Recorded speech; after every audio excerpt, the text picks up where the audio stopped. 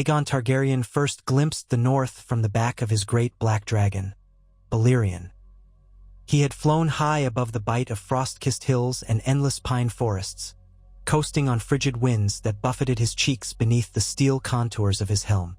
This was the land that had never fallen to Undul or Valyrian, the land where the memories of the first men ran deeper than the roots of ancient weirwood trees. Already, the north felt different from the rest of Westeros, and Aegon found something in the crisp air that stirred the old blood of conquest in his veins.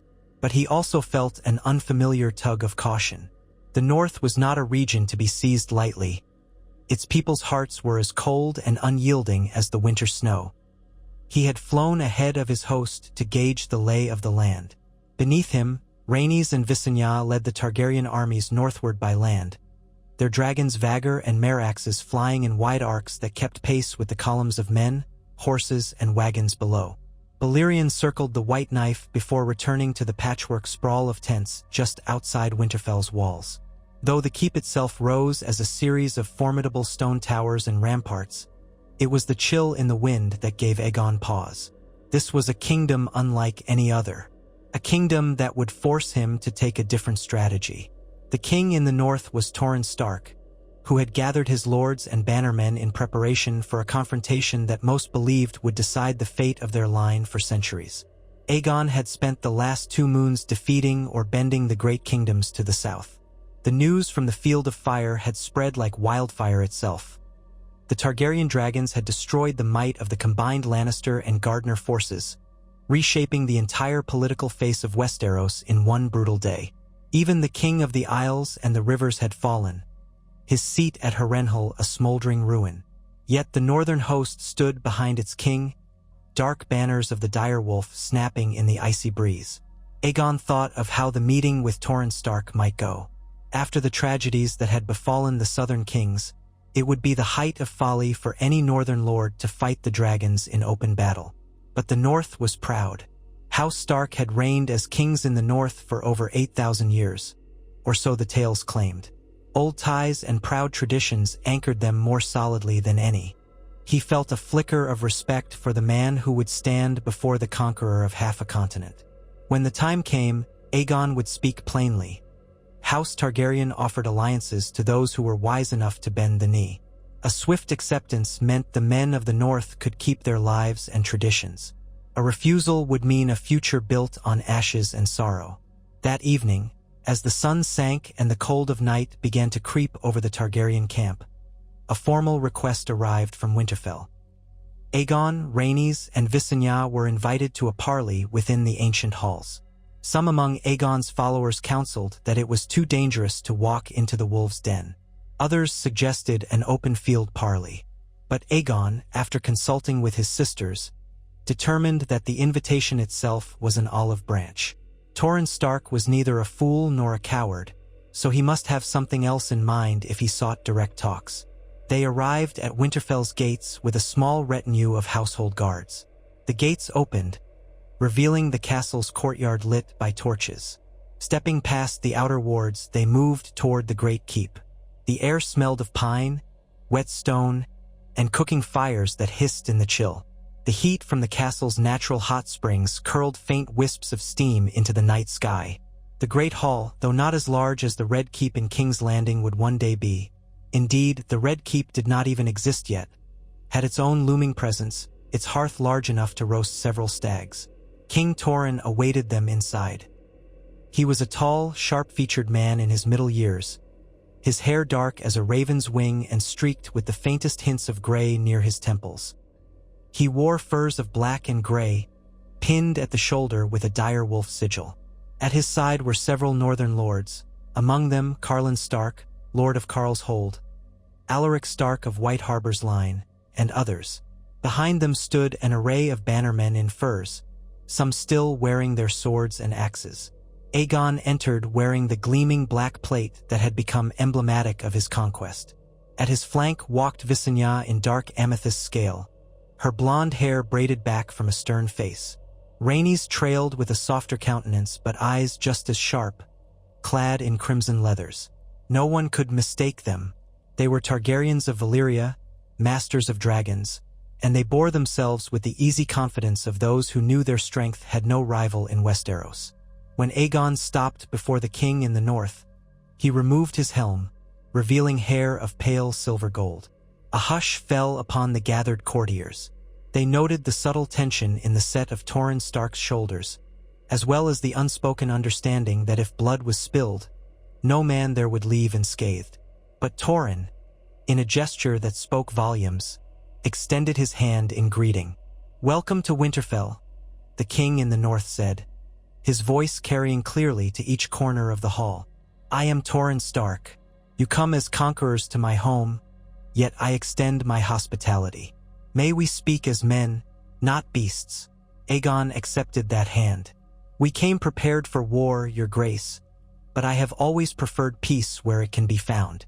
It seems we both know the cost of standing proud in the face of dragonfire." The conversation that followed was neither short nor simple. Though they did not air every matter in that first meeting, it set the tone for negotiations that would take place over the next several days. Aegon made it clear, if the North resisted, it would suffer the same fate as Harrenhal and the Field of Fire. Torren had no illusions about that. But the king in the north also spoke of the challenges that the land posed to any conqueror. Armies starved in the north, winters stretched for years, roads iced over, and local lords had to rely on loyalty in times of famine and snow, not fear. It would be no easy matter for Targaryen forces to hold the north if the people refused to yield. They debated the old legends, the ancient pacts with the children of the forest, and the significance of how the North had managed to remain free of foreign rule for so many millennia.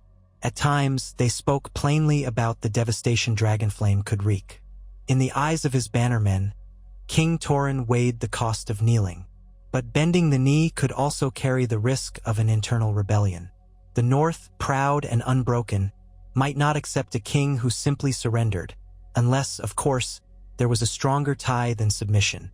On the final night of open talks, Torren revealed his plan. Standing in the Great Hall, flanked by lords, he proposed not only to bend the knee but to offer a new pact. A matrimonial alliance that would bind the Targaryens and Starks so deeply that no southern kingdom could tear them asunder. An alliance sealed in blood, in marriage, that would ensure the North retained its customs and autonomy under the Targaryen crown. At the mention of marriage, there was a ripple of shock among the Targaryen entourage. Rhaenys and Visenya exchanged sharp looks. Their brother was already wed to both of them in the Valyrian tradition. House Targaryen had a different notion of marriage than the Undul kingdoms, and certainly from the north. But the north recognized only one union at a time, though rumors said the old kings of winter once had multiple wives in the Age of Heroes. In truth, anything was possible if enough political will demanded it. Torren's words carried a simple logic. The best way to unify two peoples was through shared blood. At first, Aegon hesitated. He already had his sister wives, and many southern houses had bent the knee without requiring such an arrangement. But the North's position was unique. Its size, its climate, and its proud nature could make it a thorn in his side for generations if they merely pretended to submit. Torren's proposition was not a desperate last gambit, but a cunning move to ensure his house would not be overshadowed by a foreign monarchy. If Aegon refused, the only alternative would be to take the North by force, and that might take years, if not longer. Hard years. Dragons were fearsome, yes, but armies had to be fed, and castles had to be held. Winter could kill invaders when swords could not. The final details were hammered out in the hush of candlelit chambers. Aegon would marry Torren's eldest daughter, who was just old enough for marriage under the customs of the North. In the records and songs that followed, this young Stark daughter would become a figure almost as legendary as Queen Nymeria or the she-wolves of the North, for she was cunning in her own right. She had studied not just the ways of the North, but gleaned knowledge of politics from travelers and from her father's counsel. Her name was Arsa Stark, a beauty in a quiet, understated way. Long of face and calm of temperament, she had the gray eyes of her lineage, eyes that seemed to peer into a man's soul. She was known among the keep's staff as being collected and brave, never one to run from the howling of the direwolves in the night. While the Targaryen host waited outside Winterfell, Emissaries shuttled back and forth with the marriage documents and the finer points of treaty. Visenya was the most resistant to the notion. As Aegon's elder sister-wife, she had always taken a fiercely protective stance. Taking a northern bride felt like an insult to her. Rhaenys, though more diplomatic, also had her reservations. She could see the advantages but worried that it might weaken their hold on the rest of Westeros or complicate the line of succession. Aegon soothed his sister's concerns with practicalities. If the northern bride bore him children, they would still be of Targaryen blood, and they would inherit the entire kingdom. And if the arrangement meant the entire north bent the knee without a drop of blood spilled, was that not better than war? He pointed to Harrenhal's blackened towers and the riverlands in turmoil, and suggested that forging a strong alliance now would prevent endless rebellions in the freezing frontier. At last, a new king's peace was declared between House Targaryen and House Stark. The wedding took place within the walls of Winterfell, a subdued but momentous occasion. The great hall was adorned with both the banners of the dire wolf and the three-headed dragon. Winterfell had never been so crowded. Northern lords mingled warily with knights and lords from the Targaryen camp, both sides eyeing each other over cups of spiced wine. Outside, the wind howled, but within the hall, the fires blazed bright and warm. Arya Stark wore a pale gray gown trimmed with white fur, her dark hair unbound. She approached Aegon Targaryen, who was dressed not in his usual black war attire but in more ceremonial robes embroidered with threads of red and black, a short train swirling around his feet. The old gods and the new were both invoked. Torren insisted that the ceremony take place before the heart tree in Winterfell's godswood, out in the cold night, so that the old gods might witness the vow. Then, for the sake of the Targaryens and the southern lords, the Septon in Aegon's retinue spoke the rites of the Seven inside the Great Hall. In this way, the new royal union was sanctified by every tradition that mattered. Though the union was partly political, there was a palpable tenderness in how Arya Stark looked upon her new husband. She was not blind to the power the Targaryen held. Yet she saw too the man beneath the crown, someone who might share her sense of duty.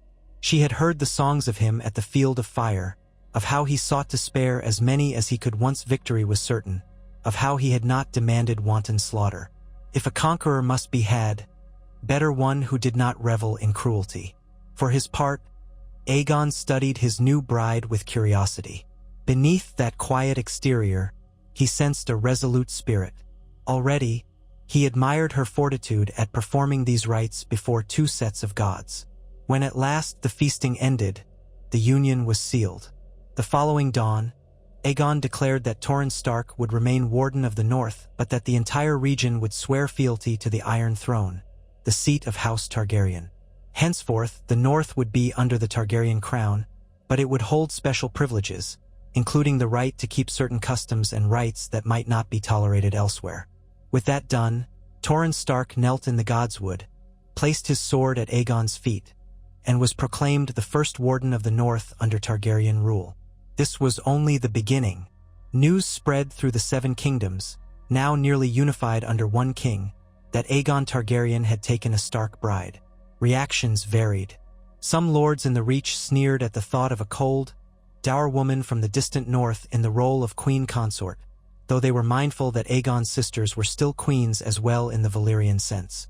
Houses in the Vale, especially House Aeryion, worried about the shift in power that might come from a Targaryen-Stark alliance. The River Lords, newly freed from the Ironborn, breathed a bit easier, hoping it would mean fewer conflicts on their northern borders. The Storm Lords found the match curious but not wholly unexpected, as many knew the North needed a special approach. Across Westeros, some whispered how the next generation might combine the fiery blood of the dragon with the icy resilience of the wolf. Winterfell itself underwent a rapid transformation in the months that followed. A small retinue of Targaryen representatives took up residence, forging bonds with the local lords. Arya Stark, now formally known as Queen Arya Targaryen in the south, though to most northerners she was still a Stark in their hearts, began to communicate regularly with Rhaenys and Visenya, forging an alliance that surprised many. While Visenya's regard remained guarded, Rhaenys found Arya a practical, steady presence, and the two formed a respectful friendship. Arsa helped the Targaryens learn more of the northern geography, the routes to the wall, and the alliances among the clans. She also counseled them on how best to handle the Stark pride of the lords beyond the neck. Naturally, some in the north chafed at this sudden subjection to an outsider. Whispered talk of rebellion or sabotage flared among certain lesser houses, but when they realized King Torren endorsed the new arrangement, and that Aegon's dragons were always a threat, the talk receded into sullen acceptance. Others, especially among the younger generation, saw opportunity for trade and the exchange of knowledge. The forging of new alliances in the south could mean wealth. The north had resources like timber, furs, and the skill of blacksmiths who worked in the cold. The Targaryen crown had access to ports in the south, trade routes to Essos, and the influence of a king who now commanded nearly all of Westeros. Gradually, an uneasy but genuine acceptance began to bloom. Meanwhile, the rest of the realm was not yet fully subdued. The Vale had bent the knee, but beyond the Red Mountains, Dorne remained untouched by Targaryen control. Aegon, with his new queen consort at his side, resolved to march south once more to secure the final piece of his grand design. Arsa insisted on accompanying him, not only as a symbol of unity, but so she could see the south firsthand. Torren remained behind at Winterfell to govern the north, though he promised men and supplies to the Targaryen cause, a move that unsettled many in the region. Yet the king in the north was now warden, and his loyalty to Aegon had become a question of honor. Thus, the combined hosts of Targaryen and Stark set forth, dragons overhead, wolf and dragon banners snapping in the wind. It was a sight no man had ever witnessed before. The black and red sigil side by side with the gray direwolf as part of a unified host. Lords of houses Manderly, Glover, and Umber rode alongside knights from the Reach, the Westerlands, and the Stormlands. Though the Northerners were unused to traveling in such southern heat, especially once they crossed the neck, they followed through on their king's oath. Arsa rode near the front, clad in lighter furs now, her gray eyes observing every detail from the towers of Moat Cailin down to the green fields of the Reach. Rhaenys was often by her side, explaining the histories of the places they passed, where the first men battled the Undulls, the old borders of the Riverlands when they were held by the Storm Kings, the hidden paths used by outlaws and smugglers. Arsa would sometimes point out how certain regions reminded her of the wide, snow-swept plains of the north, except here they were covered in grass and wildflowers. On several occasions, she shared with Rhaenys small customs of the north, such as how they prayed to the heart trees, or how they left offerings for the old gods before a dangerous journey.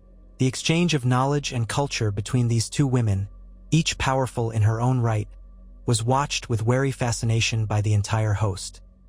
Visenya, for her part, remained more aloof. She spent her time drilling the combined force, ensuring discipline among the fresh recruits from the north who were unaccustomed to southern war tactics. She offered no warmth to Arsa, but neither did she antagonize her. She was civil, direct, and at times even helpful in her brusque manner, particularly when dealing with logistical challenges like feeding thousands of men across newly conquered territory. The host encountered no significant resistance until they neared the Dornish marches. Dorne, a land of fierce independence, was ruled by House Martell in Sunspear. Reports told that the Dornish had retreated into their deserts and mountains, refusing pitched battle. Aegon intended to do as he had done in the rest of Westeros, present them the choice of bending the knee or tasting dragonfire. But Dorne would prove more elusive than any other foe so far. When the Targaryen Stark force passed through the Prince's Pass, they found only abandoned forts and watchtowers. Occasionally, Dornish scouts harried them with arrows from high vantage points, but never an open battle. The dragons circled overhead, but the cunning Dornish had hidden themselves in wadis, canyons, and desert strongholds that proved difficult for cavalry or even dragons to assault. Arsa witnessed firsthand the complexities of warfare in these scorching deserts, so different from the north snows. Men began to complain of thirst. Their eyes stung from the glare of the sun on the sands.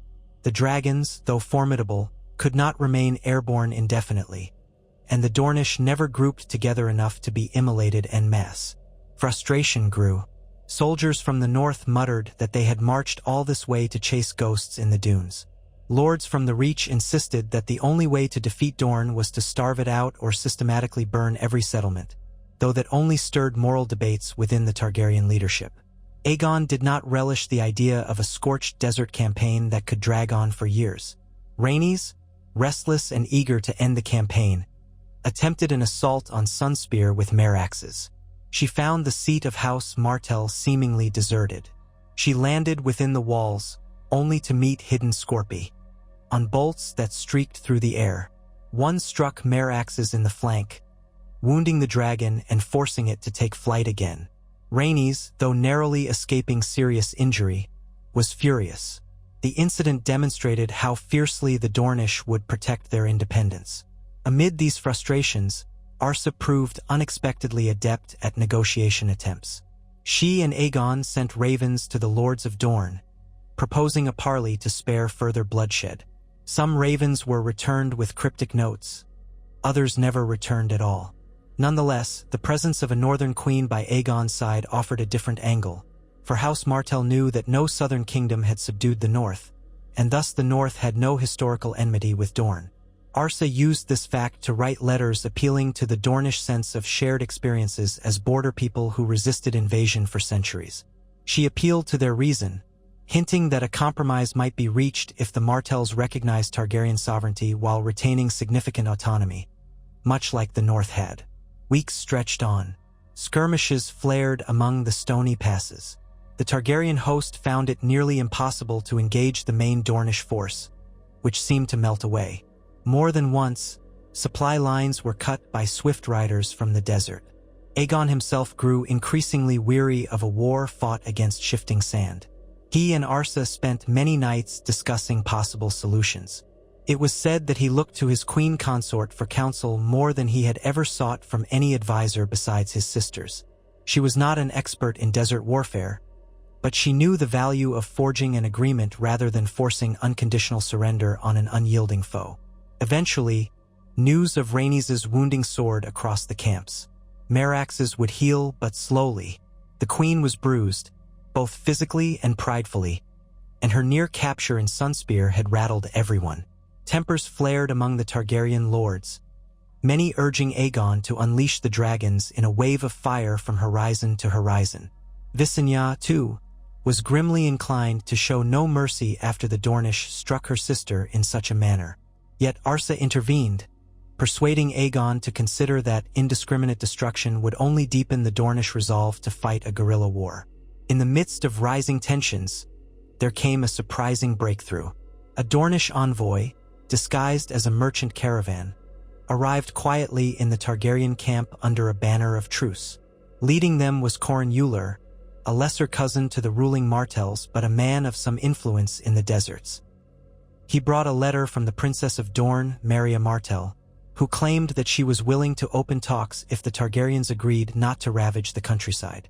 The Martells were no strangers to dealing with invaders, but they recognized that dragons brought a devastation far worse than any typical war. Perhaps, Maria hinted, an arrangement could be reached, something akin to what the North had, so long as Dorne retained the right to rule itself without a foreign garrison. Aegon and Arsa traveled to a neutral site, a rocky gorge near the Broken Arm, accompanied by a small but elite guard and all 3 dragons overhead. The Dornish arrived with archers perched in the cliffs, scorpion bolts aimed at the sky, and a cluster of their own nobility. At the center of that meeting stood a makeshift pavilion. There, beneath the blazing sun, the Conqueror of 6 kingdoms faced the Princess of the 7th. Princess Maria was advanced in years, heavy-set, with a face lined by the merciless Dornish sun, yet her gaze was as fierce as any warrior's. She wore robes of orange and gold, and though her steps were slow, she carried herself with the dignity of centuries of Martell rule. Visenya and Rhaenys stood at Aegon's back, while Arsa stood at his side, the eyes of the desert men flicking to this northern queen they had heard of in rumor and letter. The negotiations began stiffly, filled with recriminations and accusations. The Targaryen side demanded fealty. The Dornish side refused subjugation. Talks teetered on the edge of collapse. But Arsa's calm voice reminded everyone of the cost of open war. She argued that the realm would be stronger united, and that Dorne's unique land and people would flourish with open trade instead of blockades. She invoked the arrangement the North had forged, one that allowed them to keep their traditions, their laws, their warden, so long as they acknowledged Targaryen rule in name. The princess countered that the Martells would never accept a warden from outside. If they were to bend, it would be in name only, ensuring no forced stationing of foreign troops. Eventually, a compromise emerged. Dorne would hold a special status much like the North, paying taxes to the crown and acknowledging Aegon as king of the Seven Kingdoms, but retaining its own governance, with House Martell continuing to rule as princes and princesses of Dorne. In exchange, the Targaryens would refrain from incinerating the Dornish strongholds or forcing them into direct vassalage. Such a treaty was radical. Many Targaryen lords saw it as a sign of weakness, an admission that Aegon could not break Dorne as he had broken the others. Others, exhausted by the fruitless desert war, saw it as a wise step toward unity. The princess's final condition was that the Targaryens not demand any hostage from House Martell, for the Dornish took that as an insult. Aegon might have refused, but Arsa counseled him that a show of trust would go further. Eventually, Aegon and Princess Meria sealed the treaty with a shared cup of Dornish red wine, bitter as the sands but a symbol of acceptance. At last, with Dorne nominally brought into the Seven Kingdoms, Aegon and his army withdrew. The official crowning of Aegon as king of all Westeros, save perhaps some outlying rebellious lords, took place on the Isle of Faces to honor the old gods and the new. By then, nearly every great lord in Westeros had bent the knee, even if a few grumbled about the autonomy granted to Dorne and the North. This was the moment for which Aegon had battled so long, the forging of a single monarchy from the scattered shards of 7 warring kingdoms. Yet it was not just Aegon standing tall. By his side, wearing the Queen's circlet of black iron set with diamonds, stood Arsa Stark of the North, acknowledged across the realm as Queen Arsa Targaryen, a living symbol of the alliance between dragon and wolf. Rhaenys and Visenya, too, bore crowns of their own, reflecting their roles as Targaryen queens. The realm had never seen such a sight, a triad of queens beneath one king. And in the hush of that ceremony, as the king of the 7 kingdoms lifted his sword in proclamation, an impossible hush fell, as though the entire land recognized that the fate of generations was being decided in that instant. In the months that followed, the new Targaryen reign took shape.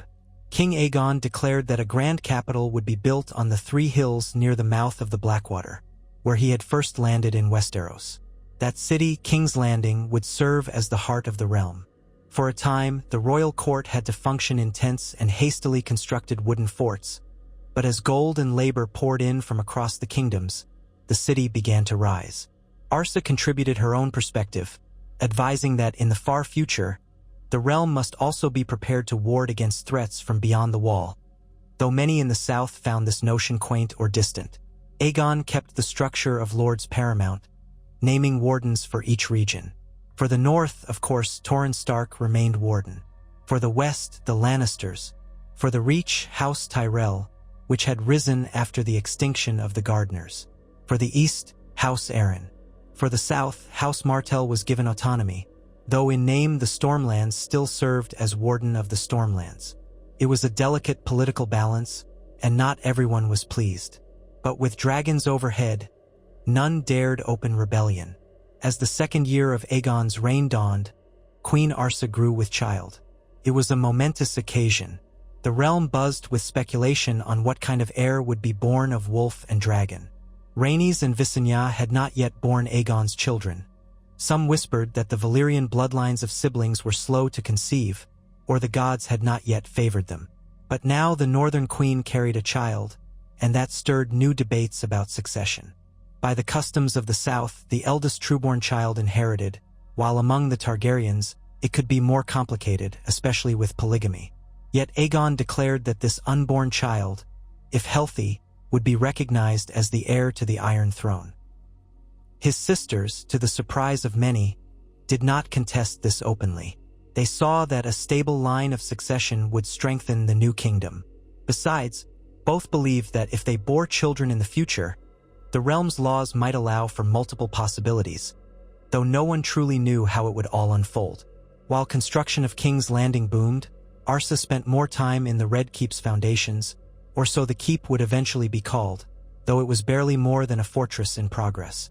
She corresponded regularly with Winterfell, ensuring her father's rule remained smooth. She also formed a small council of advisors from both the north and the south, bridging cultural gaps. One was a maester from Old Town who specialized in ravens and cartography. Another was a warrior from the Wolfswood who'd fought the Ironborn in raids. In this way, Arsa's counsel to Aegon became more informed by the concerns of all corners of the realm. The pregnancy proved taxing in the southern heat, and as her belly grew round, Arsa sometimes missed the bracing air of the north. Yet she told herself that bridging these two worlds was her destiny. She had accepted that the day she pledged herself to the Dragon King at Winterfell's heart tree. A deep fondness, possibly even love, grew between her and Aegon. A quiet affection that found expression in rare, tender moments. He would lay his hand on her growing stomach and marvel at the life they had created. She, in turn, saw how his burdens weighed on him, how the crown demanded so much, and she offered what solace she could.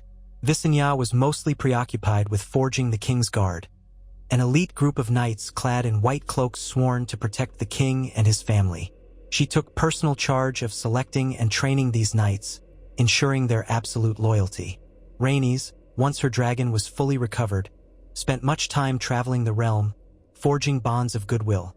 She visited the Westerlands, the Vale, the Reach, all the while carrying the banner of the Targaryen monarchy in a softer, more congenial form than Visenya's stern discipline. Thus the realm slowly knit itself together, though old rivalries remained just below the surface. As Arsa's confinement approached, the question of where she would give birth arose. Winterfell or King's Landing? In the end, it was decided she should remain in the budding capital, for the sake of unity and convenience. Torren Stark even came south with a retinue, traveling the length of the realm to be present for the birth of his grandchild. Many northern lords followed, their first sight of the new capital an astonishment. With shanties, half-built walls, and thousands of workers hammering day and night as new buildings rose near the mouth of the Blackwater. It was not yet a fair city by any stretch, but the promise of what it might become gleamed in every wharf, tower, and winding street. At last, on a sweltering summer day, Arsa went into labor. The maesters hovered anxiously, for it was not unusual for childbirth to claim mother or child. Aegon waited outside the bedchamber with Torren, Rhaenys, Visenya, and a collection of lords and ladies who lingered in the corridors. Hours stretched, the queen's cries echoing through the stone walls, until finally the squall of a newborn rang out. The maesters emerged, sweating but triumphant. The child was alive, a boy healthy and hearty as any they had seen. Arsa, exhausted, lay back in bed while Aegon entered to see his son for the first time. The babe had a fuzz of silver hair but eyes as gray as winter. They named him Aeryion, a Valyrian name in homage to his Targaryen heritage. Yet some in the court, half in jest, called him the White Wolf for his northern eyes and pale hair. Torren, tears glistening in his stern eyes, touched the babe's cheek and declared him the future not just of the Targaryen line, but of the entire realm. In that moment, the lines between north and south blurred, replaced by the simple wonder of a new life, one who embodied both. The official announcement of Prince Aeryon's birth was met with great fanfare. Lords from all corners of the realm sent gifts. Even the Martells of Dorne sent a small casket of rare spices, some saying it was a subtle jab at the cold north. The gift that captured hearts, however, came from the Umbers. A carved weirwood cradle lined with direwolf fur, a symbol that the old gods still watched over the new prince, even in the south. Time flowed quickly in a kingdom that was still finding its footing. Rebellions would flare. Scattered pockets of Ironborn loyalists, rebellious mountain clans in the Vale, and discontented Reach lords with old scores. Yet the Targaryen monarchy would address each in turn, with flame or with diplomacy. In these matters, Arsa's presence proved pivotal. The alliance with the North was no longer mere words on parchment. It was manifest in the figure of the queen and the infant prince. The lords who might have considered challenging Aegon had to think twice now. For the Starks, an ancient line revered even in parts of the riverlands, stood firmly with the Targaryens. One day, Arsa ventured into the newly completed throne room, where workers had just finished setting the iron throne in place. It was a brutal thing, a towering mass of twisted swords hammered together under the blasts of Balerian's fire, a symbol of conquest and fear. She stood before it, cradling her infant son, and realized that this was the seat upon which he was destined to sit. She whispered softly in the child's ear, words of the old tongue from the north, telling him to be strong and just. Though only a babe, he gurgled and cooed, reaching his little hand toward the monstrous throne of blades. Arsa pressed a gentle kiss to his forehead and prayed that the realm might know peace before he came of age. As the realm entered its third year of relative unity, there came an invitation from Winterfell, a grand tourney to celebrate the naming of the new prince. Though tourneys were more a southern tradition, Torren Stark recognized their value in forging ties across all corners of the kingdom. The plan was met with excitement and curiosity. Winterfell had never hosted a tourney on this scale, and the northern lords were both eager and wary of such an event. Knights and lords from the south would travel vast distances to cross the neck, see the great northern seat, and compete in justs and melee. The logistics were daunting, but the potential for camaraderie and shared festivity was immense. Aegon agreed, intrigued by the notion of hosting a southern-style celebration in the land of the old gods. Arsa supported it wholeheartedly, seeing it as a chance for her people to showcase their hospitality while forging friendships with southern lords who rarely traveled so far north. The invitation was sent out, and the realm buzzed with talk of traveling to Winterfell for the first grand tourney under the new monarchy. The royal caravan set out from King's Landing in the height of summer, hoping to arrive before autumn's chill made travel unpleasant. Prince Aeryion, now nearing a year of age, was carried in a covered litter, accompanied by Arsa, who doted on him with quiet affection. Aegon and his sisters traveled by dragonback part of the way, though for the sake of pageantry, they descended regularly to ride with their retinue. Lords from every region joined, forming a grand procession of banners, wagons, carriages, and outriders. The roads north had never been so crowded. Merchants followed, hoping to turn a profit. Sparrows, hedge knights, and common folk trailed in the wake of the parade, some seeking fortune, others simply wanting to witness a piece of history. As they reached Moat Cailin, the architecture of the land changed. The sky grew grayer and the nights cooler. The air smelled of pine resin and damp earth. Some southern ladies shivered in the evenings despite their cloaks. Yet there was also a rugged beauty to the place, a majesty in the endless forests and windswept hills. Even the stoic knights of the Westerlands paused to admire the sunrise glinting on the marshes. Winterfell prepared as it never had before. Stands were erected for spectators, a jousting field laid out in a clearing beyond the walls, and lodging arranged for hundreds of noble guests. The city of tents that sprang up outside the castle rivaled that of the southern tourneys at Harrenhal in later centuries. Northerners of every stripe came to see these visitors from the south, to gape at the shining armor of knights from the Vale, the flamboyant silks of reachmen, and the dour gold lion banners of the Westerlands. At the same time, the southerners marveled at the enormous weirwood in the godswood, the hot springs that warmed the castle, and the dire wolves that roamed the nearby woods. Torren Stark greeted the royal party in the courtyard with a bow. Aegon lifted him up, embraced him, calling him father before the entire assembly, cementing the familial bond.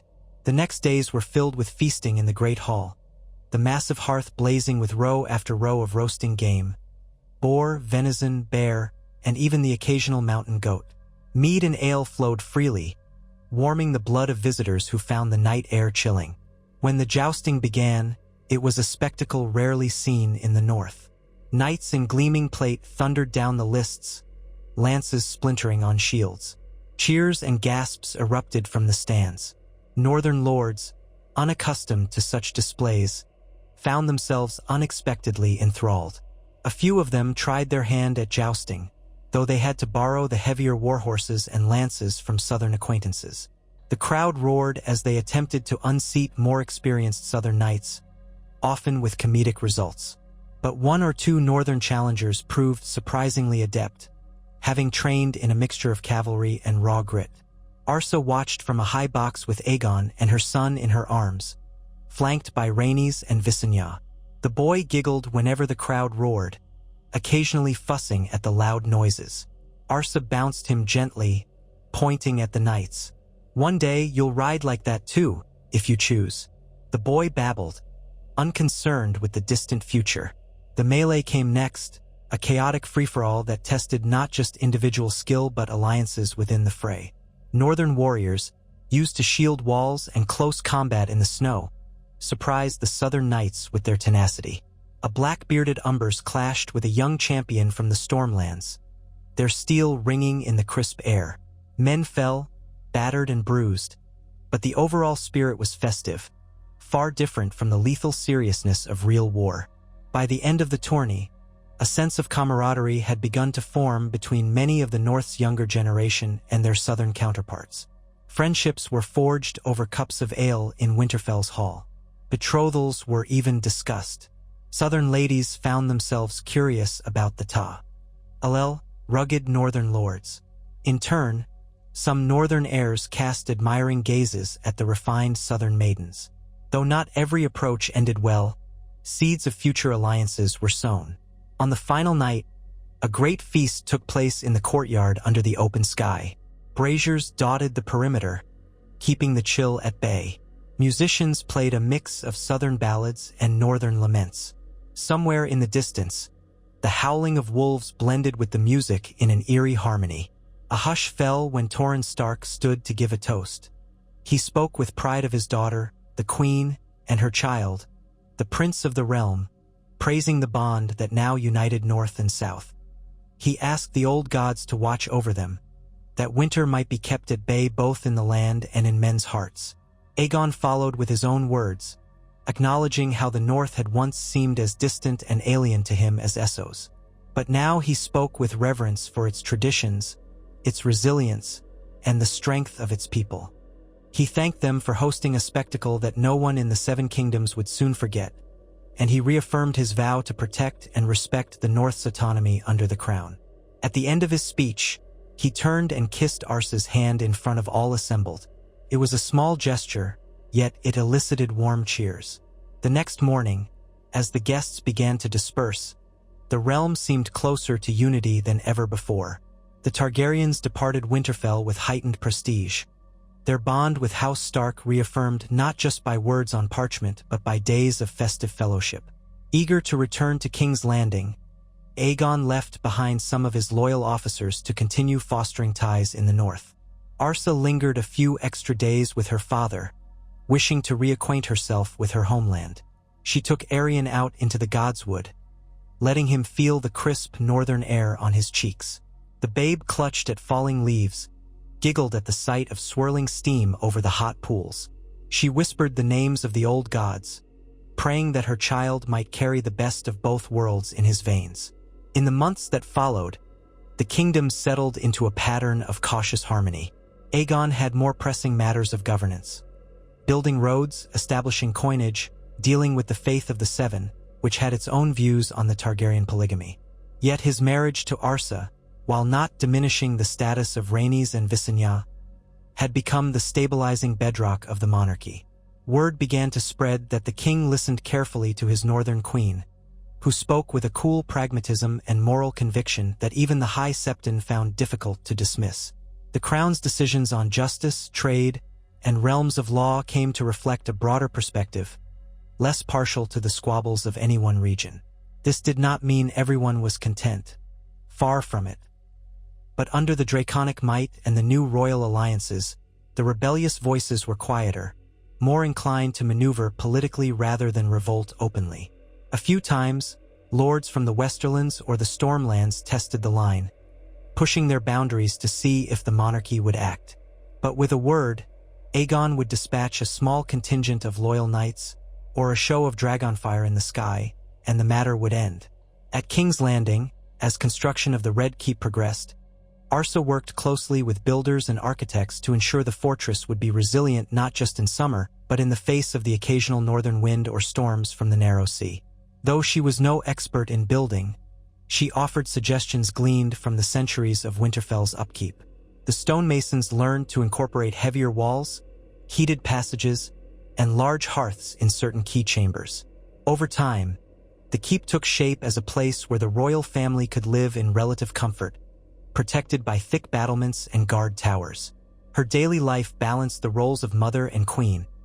Aeryion demanded attention as he learned to crawl, then walk, tottering about in the half-finished corridors, always under the watchful eye of nurses. Court functions required her presence at feasts, councils, and ceremonies. She often wrote letters to her father, to Rhaenys when the latter traveled, and to various lords of the realm. She found that, in these letters, she could speak softly yet powerfully, using reason and appeals to honor. Some lords wrote back with respect, others with grudging acknowledgement. Bit by bit, she helped shape a new sense of identity for Westeros. Not simply 7 kingdoms forcibly yoked together, but one realm under a single crown. When winter finally descended, though brief and mild by northern reckoning, it served as the first true test of the new monarchy. Harvests in the crownlands and the riverlands were modest, and the roads in the north grew icy. Arsa urged that grain be stockpiled and distributed carefully, that no region starve while another hoarded. She remembered the stories of how winters in the north could devastate entire generations. Even if this was a shorter southern winter, it demanded prudence. With Aegon's backing, and the dragons ensuring no road was impassable for too long, the realm weathered that first winter decently. Food caravans traveled under guard, and though a few brigands tried to seize advantage, they were quickly put down. In the heart of that winter, a daughter was born to Rhaenys, fathered, of course, by Aegon. The baby girl had violet eyes and silver hair, and was named Elora. Despite being born out of the older Valyrian union, she was joyously welcomed by the court. Arsa, too, greeted the new princess with warmth, seeing in her a chance to strengthen the Targaryen family bonds. Though some courtiers whispered about conflicts in succession, the Targaryens maintained that Prince Aeryion was the recognized heir, with Princess Elora next in line should anything befall him. Visenya's brow furrowed at times, for she had not yet conceived a child, and some said that she hoped for a son to claim the throne. But outwardly, she maintained strict loyalty. As the realm shifted into spring, life emerged anew from the cold. King's Landing blossomed into a bustling port, with ships arriving from Pentos, Bravos, and Old Town. Commerce flourished. Roads linking the capital to the Reach, the west, and the north were improved, making travel and trade easier. The hush of fear that had once blanketed the land whenever the dragons took flight was replaced, at least in part, by the acceptance that these beasts were now the realm's guardians as much as they were its instruments of war. People from the furthest corners still came to gawk at the sight of Balerion, Vagor, and mare axes soaring overhead, monstrous silhouettes against the sun. In that environment of burgeoning prosperity, Arsa quietly influenced policy to ensure the North's voice was heard. She secured funds for improved harbor facilities in White Harbor, the North's main port, boosting trade. She championed fair tolls for the lords of the Neck so that commerce could flow unimpeded. She also oversaw a small council of her own, focusing on charitable efforts, ensuring that bread and shelter were provided to the poor in King's Landing, especially during the winter. Over time, these measures garnered her a reputation as a gentle queen, a Stark at heart, who sought to protect the vulnerable, a concept not always associated with the new Targaryen regime. Her quiet approach contrasted with Visenya's stern discipline and Rhaenys' adventurous spirit, forming a triad of queens each with distinct roles. Though strife did not vanish entirely, the realm recognized that House Targaryen, bolstered by its northern alliance, was too formidable to challenge without cause. Here and there, disputes flared, House Greyjoy testing their raiding limits, border skirmishes near the Dornish marches, a rebellious bannerman in the Vale. But none escalated to threaten the overall stability of the monarchy. The presence of a Stark queen, allied by blood to the king, meant that any alliance of rebellious lords would struggle to drive a wedge between north and south. The pact was sealed by more than fear of dragonfire. It was reinforced by loyalty to House Stark, an ancient line the North and its neighbors respected. When, at last, the realm entered its 4th year of relative peace, Aegon announced the official start of a new tradition. The naming days of Prince Aeryion would be celebrated with a festival in King's Landing, open to all who wished to attend. Commoners and lords alike flocked to the city, eager for merriment and the chance to witness the royal family. Aegon presided in the half-finished throne room, with Arsa at his side, Visenya on his right, and Rhaenys on his left, all 3 queens adorned in fine garments, though each reflecting her personal style. Visenya severe and martial, Rhaenys bright and elegant, Arsa quietly regal in grays and silvers with a direwolf pin. Prince Aeryion, a toddler of about 2 years now, tottered around in front of the dais, laughing as knights performed mock duels and troubadours sang.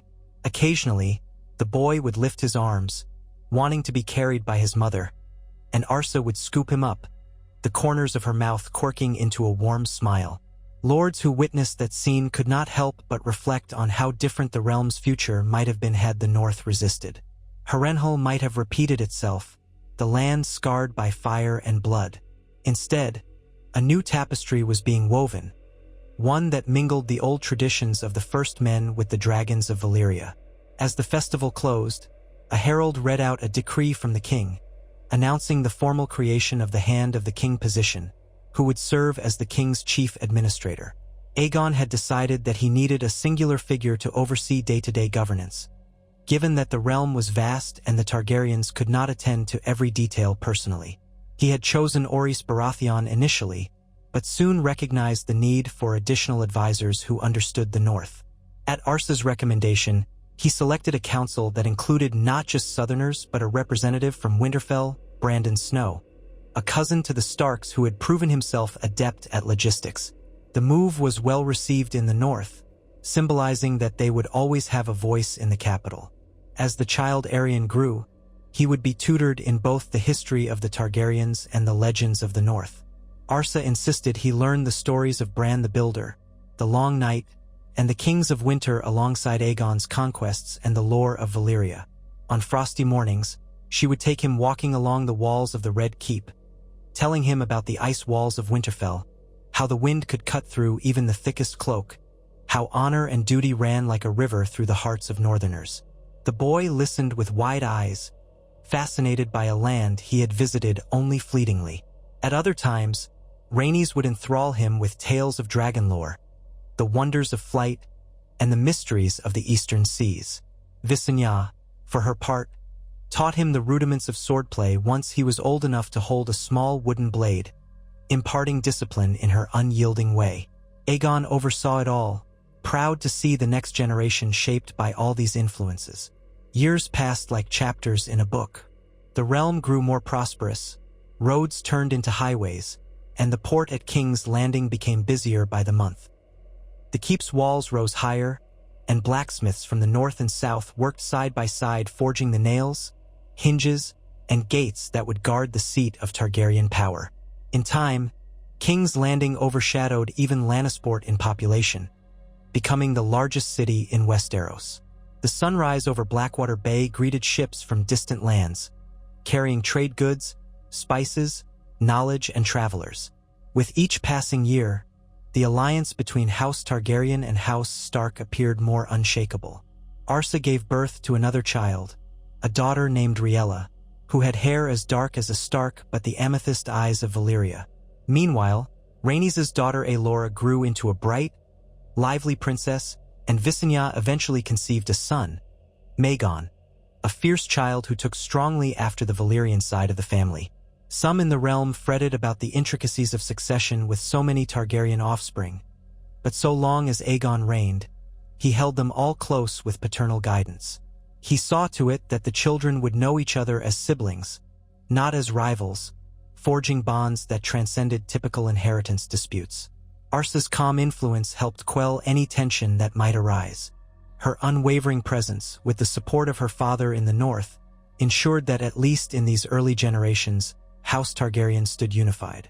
Whenever the family returned to Winterfell, and they did so at least once every couple of years, crowds would gather along the road to see the dragons approach. Aegon or one of his sisters would land in the courtyard upon these gargantuan beasts, the creature's breath steaming in the cold. Arsa would dismount last, helping her children climb down. The people of the north, used to the direwolf, still watched these dragons with awe and caution. But they also cheered for the sight of a Stark queen coming home. During those visits, Arsa would renew her vows at the heart tree, sometimes with her children in tow. They would place hands upon the weirwood, its carved face seemingly weeping red sap. In the silence of the godswood, she felt the weight of generations behind her. The wind through the leaves whispered secrets, and she would tell her children that they were part of something larger than themselves, a legacy that spanned from the dawn of days to the forging of this new kingdom. One day, she said, her son Aeryion would sit upon the Iron Throne, but he must never forget the North, never forsake the old gods. He must balance fire and ice, embodying the best of both. Sometimes, out of earshot of the courtiers, she shared her deeper concerns with Aegon, that the realm's unity might be threatened if the Targaryens grew complacent or cruel, that the White Walkers, old legends though they might be, could still lurk in the far north, that the people of Dorne might harbor resentments, just as certain lords of the Westerlands or Stormlands might. And Aegon, though confident in his dragons and armies, listened to her as he would to an equal. After all, she had already proven her worth in the negotiation with the North and her council during the Dornish campaign. She had shown him that strength is not just about conquest but about keeping the land balanced. So the seasons turned, and the realm endured. Aegon's conquest was complete, but the real story of shaping one kingdom from seven had only begun. Across the land, minstrels sang of the Wolf Queen, who had bound the North to the Iron Throne with love rather than fear. They spun tales of how ice and fire joined hands in marriage, forging a new line of rulers destined to guide Westeros through the ages. Some added flourishes, claiming that Arsa's eyes could quell even a raging dragon, or that Aegon only conquered the south so that he might win the favor of the king in the north. Exaggerations, to be sure, but they carried kernels of truth. The Union had indeed changed Westeros. Beneath these grand, courtly narratives, life went on for the small folk. Farmers sowed and reaped, fisherfolk cast their nets, merchants plied their wares. In the north, small folk no longer feared the incineration of their lands. In the south, the presence of a Stark queen reassured them that the monarchy was not purely Valyrian or foreign. It was something new, a hybrid monarchy that respected both the traditions of the old gods and the new. Over time, suspicions began to ease. Old grudges were not forgotten entirely, but the impetus for open conflict diminished. One day, in the 10th year of Aegon's reign, a new threat arose. Roving bandits in the riverlands, claiming to fight for a long-dead line of princes. They attacked caravans and smaller holdfasts, attempting to sow discord. Reports suggested they had a charismatic leader who claimed partial Targaryen blood, though that was likely a fabrication. Hearing this, Arsa decided to accompany the royal forces, not into battle, but to help treat with the common folk who had suffered. She insisted that the North would stand with the Riverlands in the same manner that the Riverlands had once suffered under Ironborn rule. Her presence comforted many local lords, who had once seen the Starks as distant threats or strangers. She traveled with a modest escort, meeting peasants whose homes were burned by these brigands. She spoke gently with them, promising the king's justice, not just the dragon's flame but the rule of law. The small folk, seeing how the queen had come so far from her seat to hear their pleas, felt a gratitude that overshadowed any resentments about Targaryen conquest.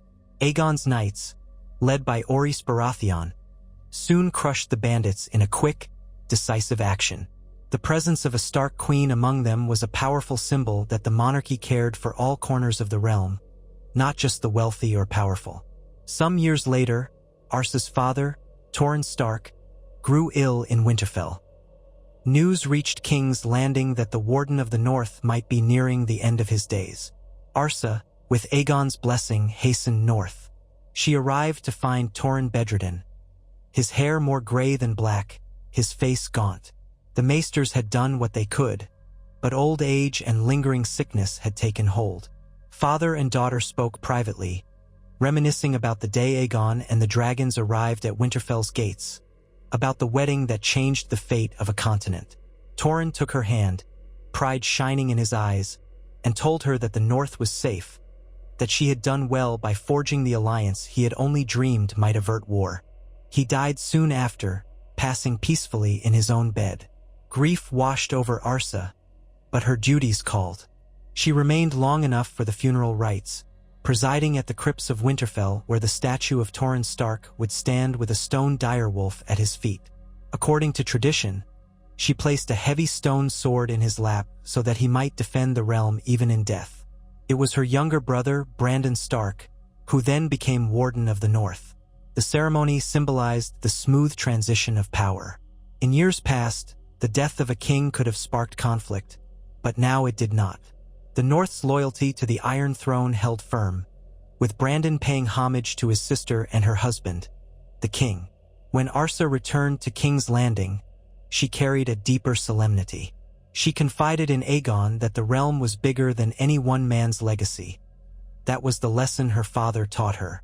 Her children would inherit a kingdom that might one day forget the wars of conquest. They would face new challenges, new threats. Perhaps they would face an even greater winter than the realm had yet seen. Yet the alliance between House Targaryen and House Stark gave her hope that Westeros would endure. So the years stretched into decades, and the story of Aegon the Conqueror who married a Stark became legend. Bards composed epic poems of their union, spinning threads of romance and prophecy. Some said it was foretold in the old runes carved on the heart trees, that a dragon would one day take a wolf to wife and heal the rifts of the kingdom. Others whispered that their children carried the best of both lines, that they were the song of ice and fire incarnate, destined for wonders. Whether prophecy or happenstance, the realm enjoyed a stability rarely known in its long, bloody history. Now and then, discontent arose in pockets, nobles who coveted more power, foreign emissaries from the free cities who tested the strength of the new Westeros, or scattered tribes beyond the wall who harried the northern border. Yet none of these challenges shattered the unsteady peace that had taken hold. The monarchy was still too fresh, too strongly supported by dragons overhead and the forging of bonds in blood. For a time, at least, the realm stood united, and the memory of war receded into distant cautionary tales. On one particularly bright morning, years after the initial conquest, Aegon and Arsa walked hand in hand along the top of the Red Keep's battlements. They paused at a vantage point overlooking the city below. King's Landing sprawled in every direction, bustling with life. The dragon pit loomed in the distance, a place where some of their dragons might roost in the future if the Targaryen line flourished. Arsa could feel a faint warmth from the sun on her cheeks, mingling with the perpetual wind off Blackwater Bay. She thought of Winterfell's stone walls, of her father's final words, of the day she bent her knee in the godswood. Aegon gently squeezed her hand, as if sensing her contemplation. "Look," he said quietly, gesturing to the city. "All of this we built together, dragon and wolf. Imagine what our children will build." She smiled, her gray eyes steady. "So long as we remember who we are, and remember our duty, I believe they will build something worthy of song." Aegon let out a breath, nodding. The future was unknown, as it always was, but they had forged a foundation that might endure. Down in the streets, a group of small folk waved up at the king and queen, catching sight of their bright garments along the battlements. Aegon lifted his free hand in acknowledgement, and Arsa did the same, a gentle wave that caused the people to cheer.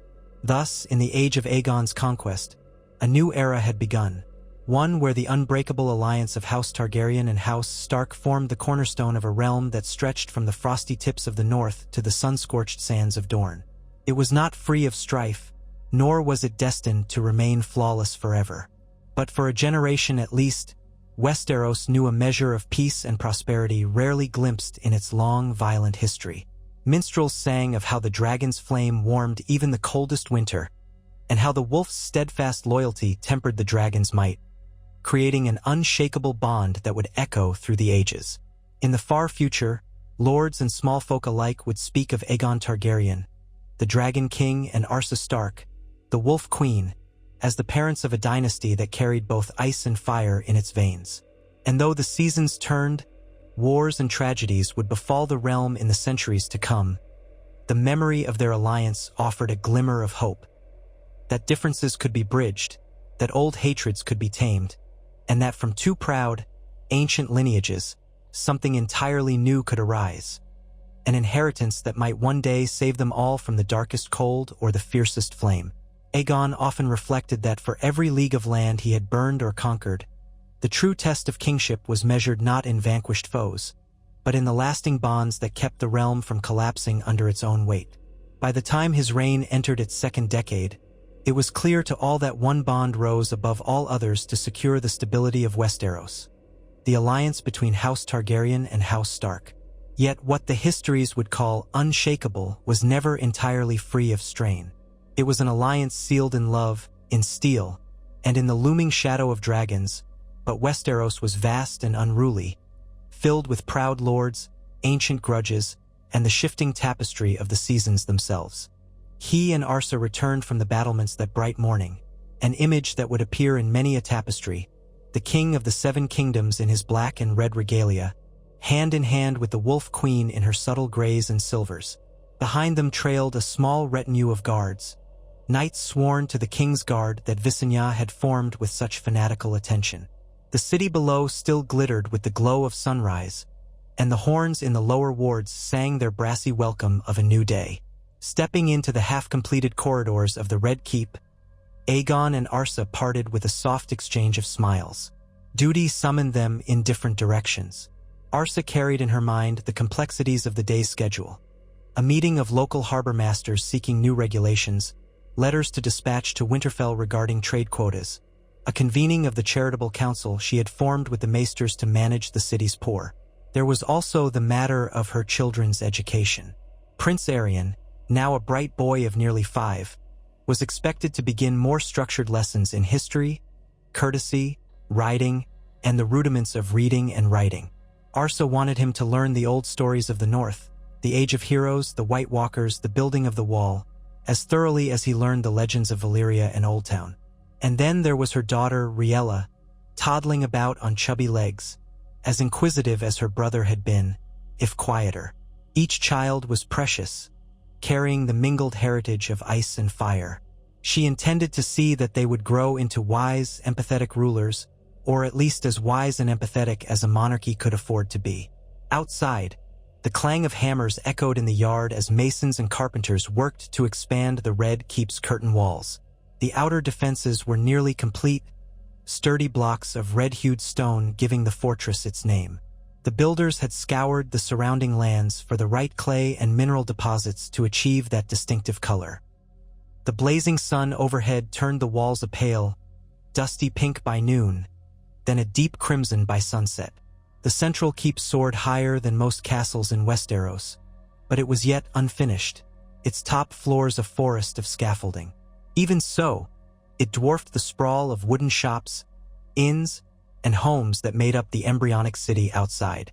Word had reached the royal family that the populace had taken to calling this growing metropolis King's Landing in everyday speech, though some still referred to it as Aegon's Landing.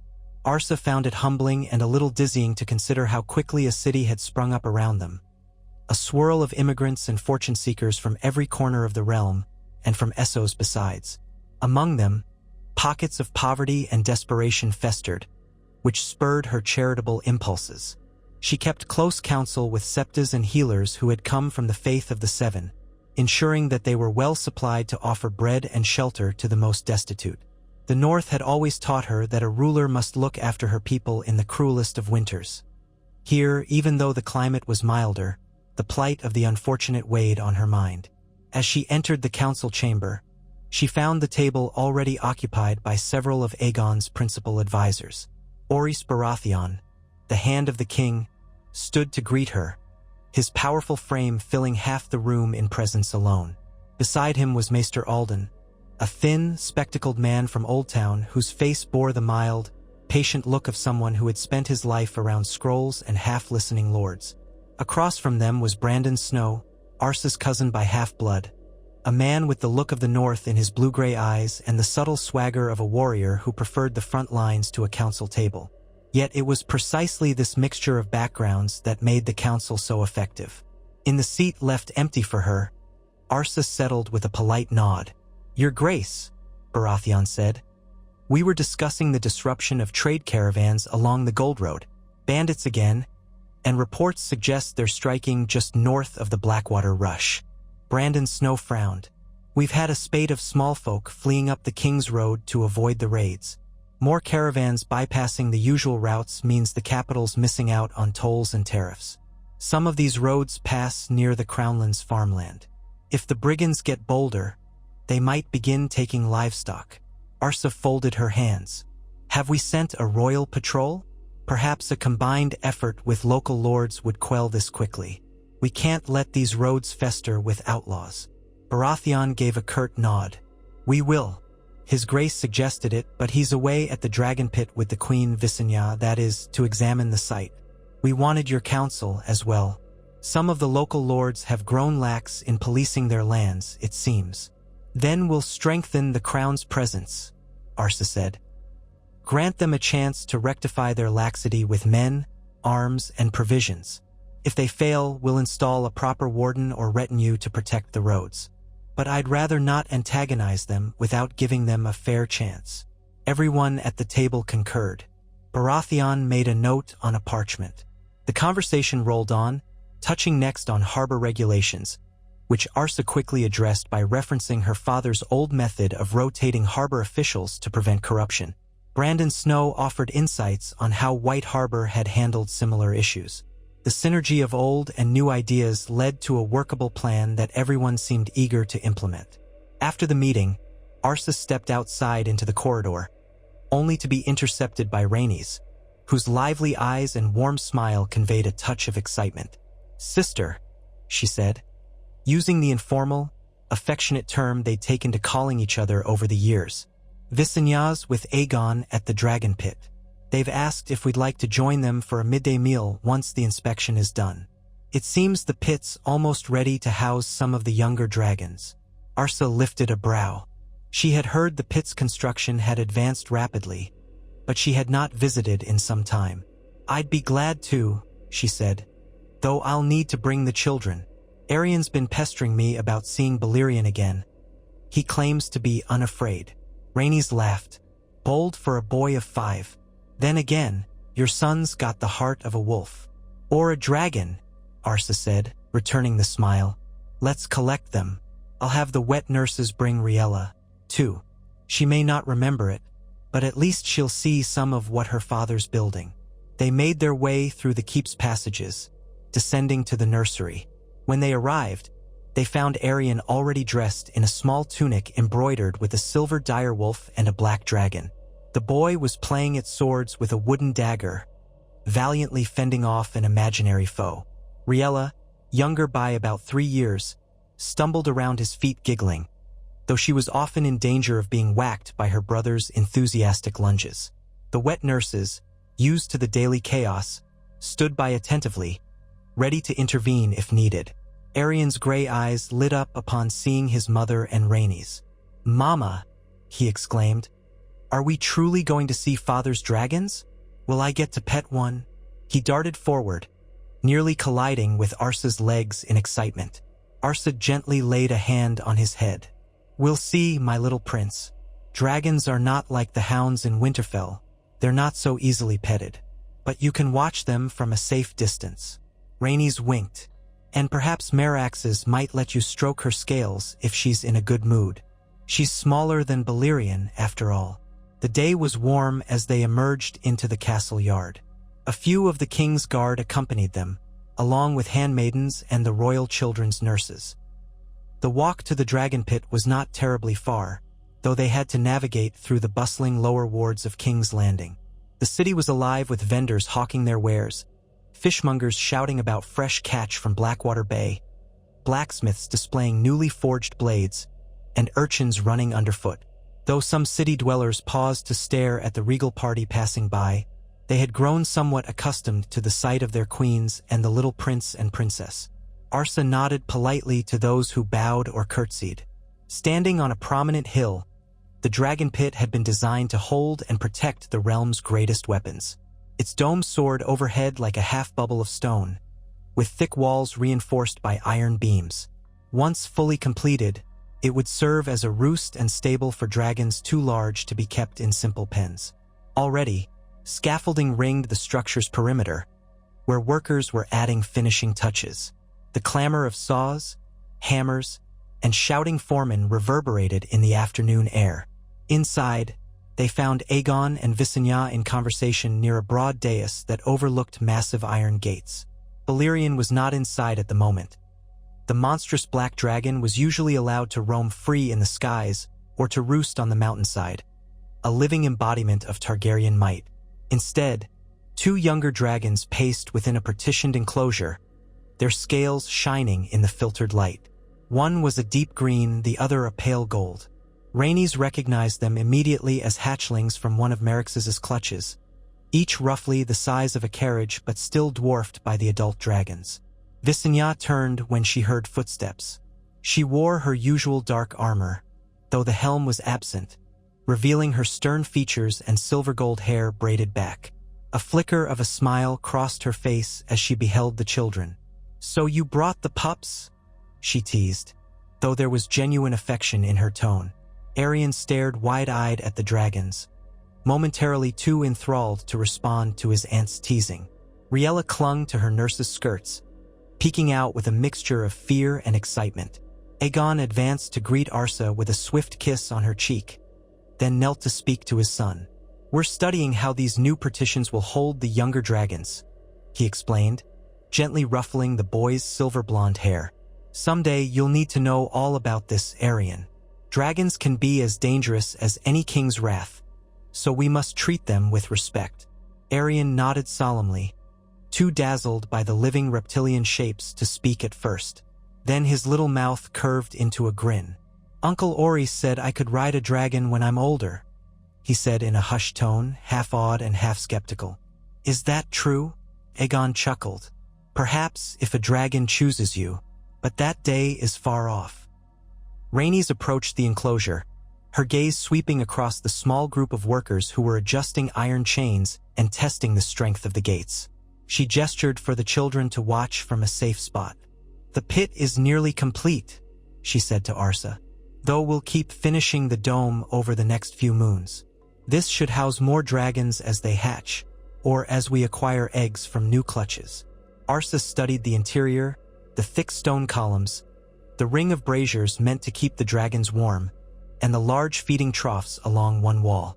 She imagined how, in a generation, the Targaryens might have a veritable stable of dragons, each capable of raining fire upon any foe. That power felt both comforting and unsettling, for it underscored how easily the monarchy could crush opposition, or how easily it might be corrupted if a future king chose cruelty over mercy. She prayed her children would walk a nobler path. Visenya lifted an eyebrow. "I'm curious, sister, what do the old gods whisper of this place? A lair of dragons, built by men with pickaxes hammered into shape. Does it offend them?" Arsa recognized the subtle prodding in Visenya's tone. Over the years, the older queen had softened little in her manner. She still found small ways to test the convictions of those around her. "The old gods watch all," Arsa replied calmly. "From the heart trees, from the winds. I don't claim to speak for them, but if they have guided us thus far to unite the realm, they must know we need to protect it by means both gentle and fierce." She regarded the half-finished dome. "We have no weirwoods to shape the dragons, so we build what we must, or the realm tears itself apart." Visenya considered that, eyes shadowed in the dim light. Then she gave a curt nod. "Well reasoned." The group shared a modest midday meal in the pit's antechamber, a half-open pavilion under a newly set stone archway. Servants brought roasted duck, honeyed bread, and cups of light ale. The children ate in excitement, eyes darting to the noises of dragons within, while the adults spoke of the realm's business.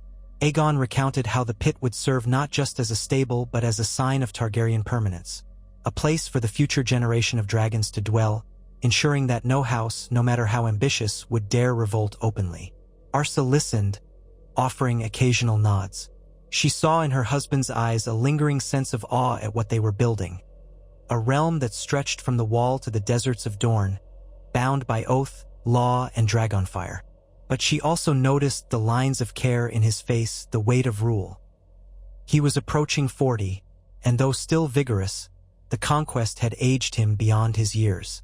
Sometimes she missed the simpler days in Winterfell, before she ever knew the name Balerion or the taste of southern spiced wine. Eventually, the meal concluded, and it was time for Arsa to take Aeryion back to the keep for his lessons with Maester Alden.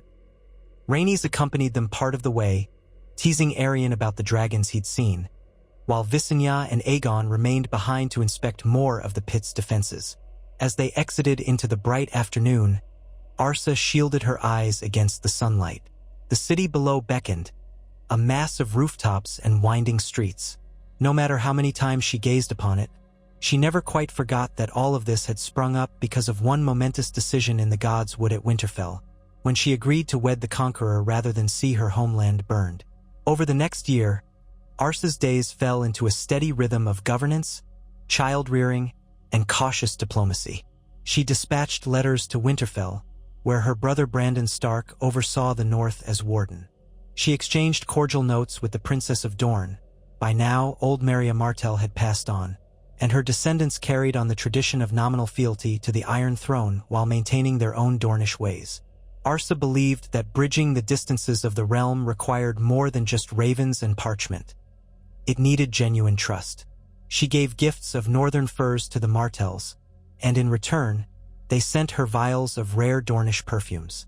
These tokens had little direct impact on policy, but they softened hearts on both sides. An unforeseen challenge arose in the second month of the new year. The faith of the Seven began murmuring against the Targaryen tradition of polygamy. While many devout lords and septons had tolerated Aegon's marriage to his sisters, Valyrian custom or not, because they feared the dragons, there was growing disquiet that the king also had a third wife, a northerner. Whispers spread that the arrangement offended the Seven, that it defied the normal boundaries of matrimony. A few more zealous preachers called for the monarchy to repent and forsake their unnatural unions. Arsa found herself entangled in these religious undercurrents, for some of the more conservative voices singled her out. Aegon's union with the Stark princess had been blessed by both the old gods and the Septons, but it did not erase the fundamental fact of polygamy. She responded by opening dialogue with the High Septon in Old Town, reminding him that the Targaryens followed certain Valyrian customs, and that her own wedding vows had been recognized by both sets of gods. She appealed to compromise, urging that the monarchy's unique structure need not undermine the faith's broader moral teachings. The High Septon, a cautious and politically minded man, recognized the folly of provoking dragons, but he demanded more visible signs of devotion from the royal family. Thus, for a time, Arsa and Aegon began to appear at more public events honoring the Seven, while continuing to pray in private to the old gods, and while Visenya kept to her own devotions, which were minimal at best. It was a precarious dance. The monarchy had to appease the faith enough to prevent an uprising of pious lords, yet not so much as to overshadow the old gods or the Targaryen heritage. Arsa believed that in the newly forged kingdom, it was essential to unify diverse traditions rather than pit them against each other. Their solution was a measured show of respect, attending certain holy days, donating coin to the faith's charitable efforts, without relinquishing the monarchy's claim that Valyrian rights had their place too. During that fraught period, Rhaenys took advantage of her more outgoing nature.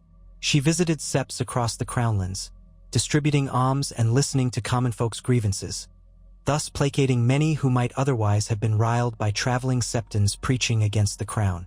Visenya remained the iron fist in the background, ready to quell any violent revolt with fire and steel. Arsa, for her part, offered a calm voice of reason to the High Septon's envoys, suggesting that the realm was vast enough to hold multiple forms of worship without descending into chaos. This three-pronged approach succeeded. By the end of that year, the faith's murmuring had quieted to mere discontented mutters.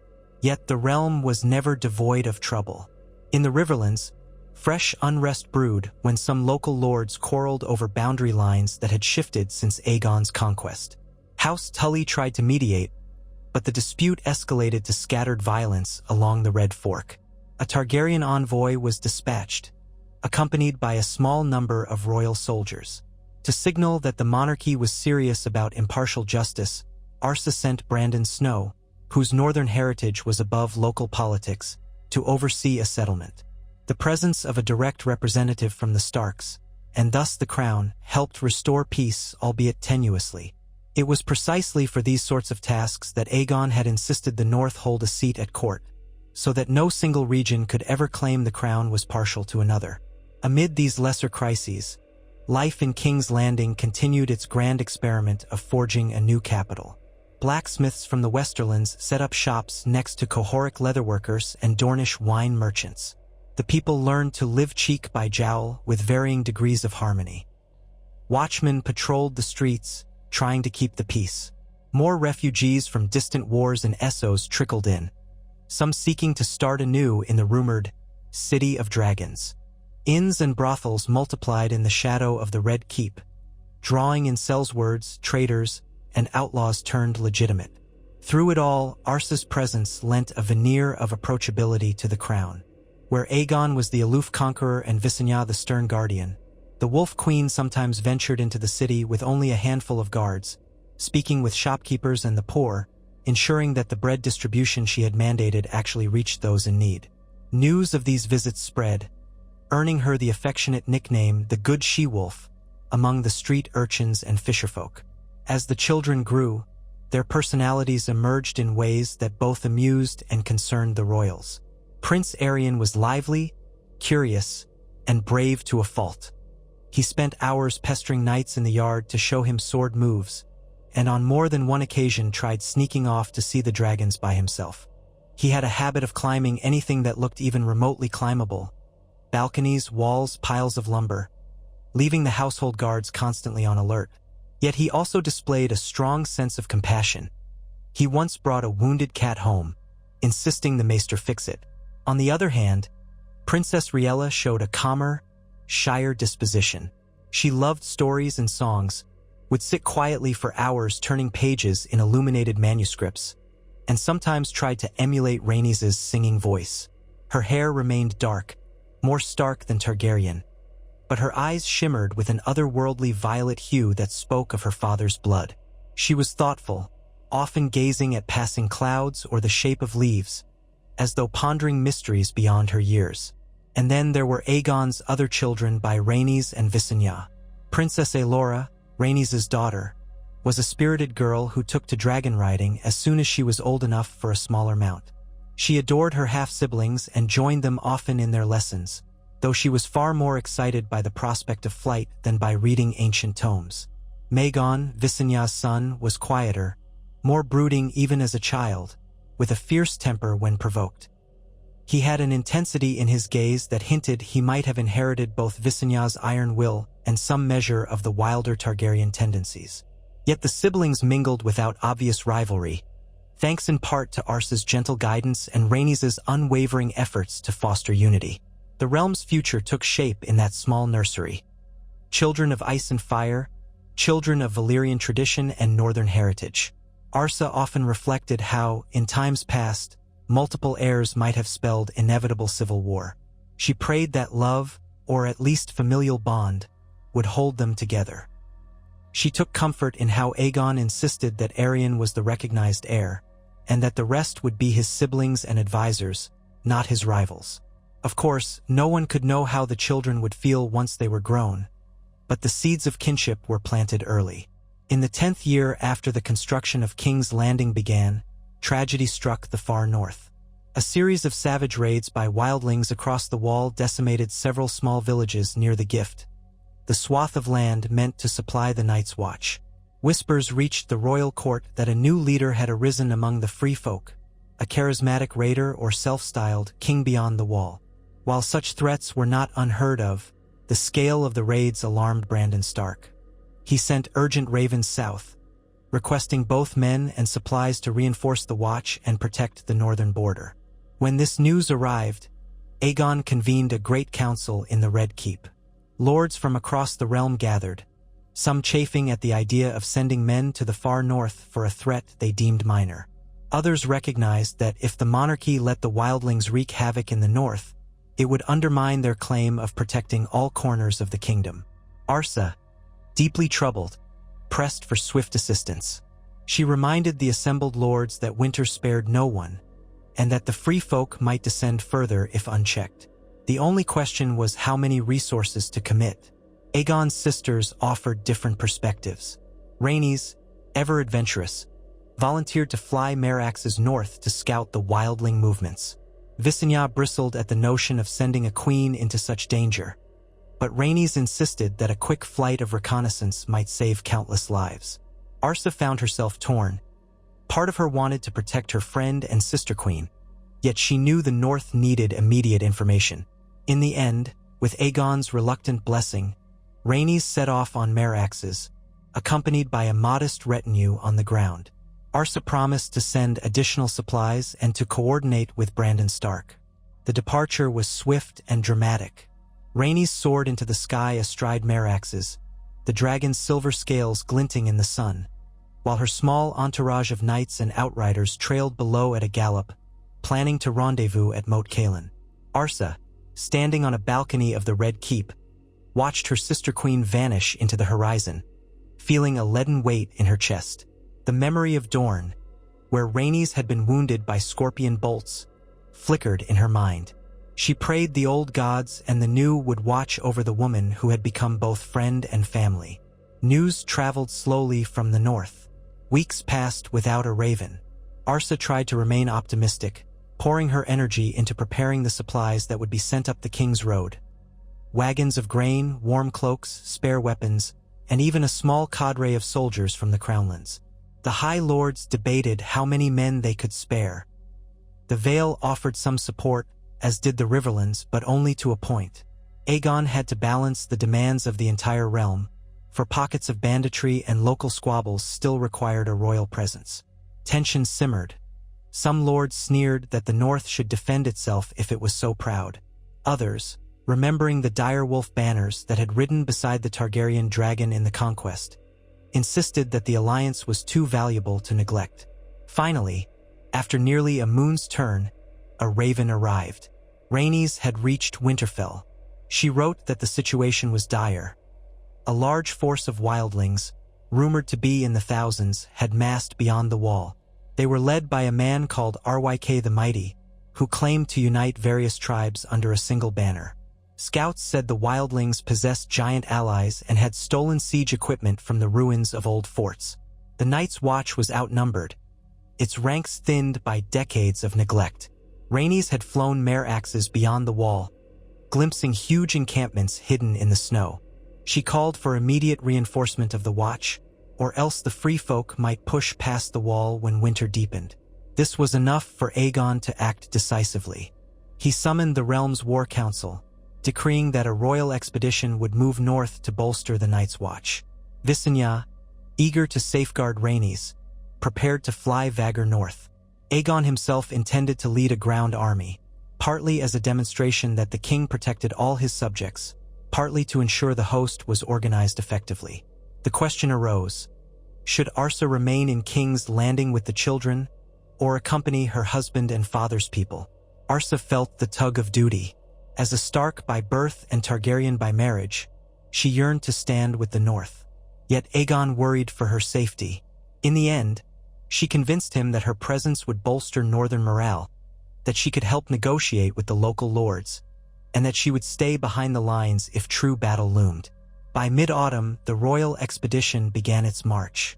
It was a sight reminiscent of the Conquest's campaigns, only now the army carried not just the Targaryen banners but also the direwolf of House Stark, the crescent moon and falcon of the Vale, the trident of the Riverlands, and other sigils from across the realm.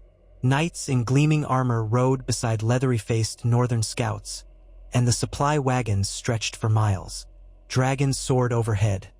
Vhagar and a now-healed Meraxes performed sweeping arcs, their presence alone scattering any brigands foolish enough to lurk near the roads. Balerion, the Black Dread, was to remain in the capital at first, ensuring stability in the King's Landing region, though Aegon intended to summon him if the threat grew too dire.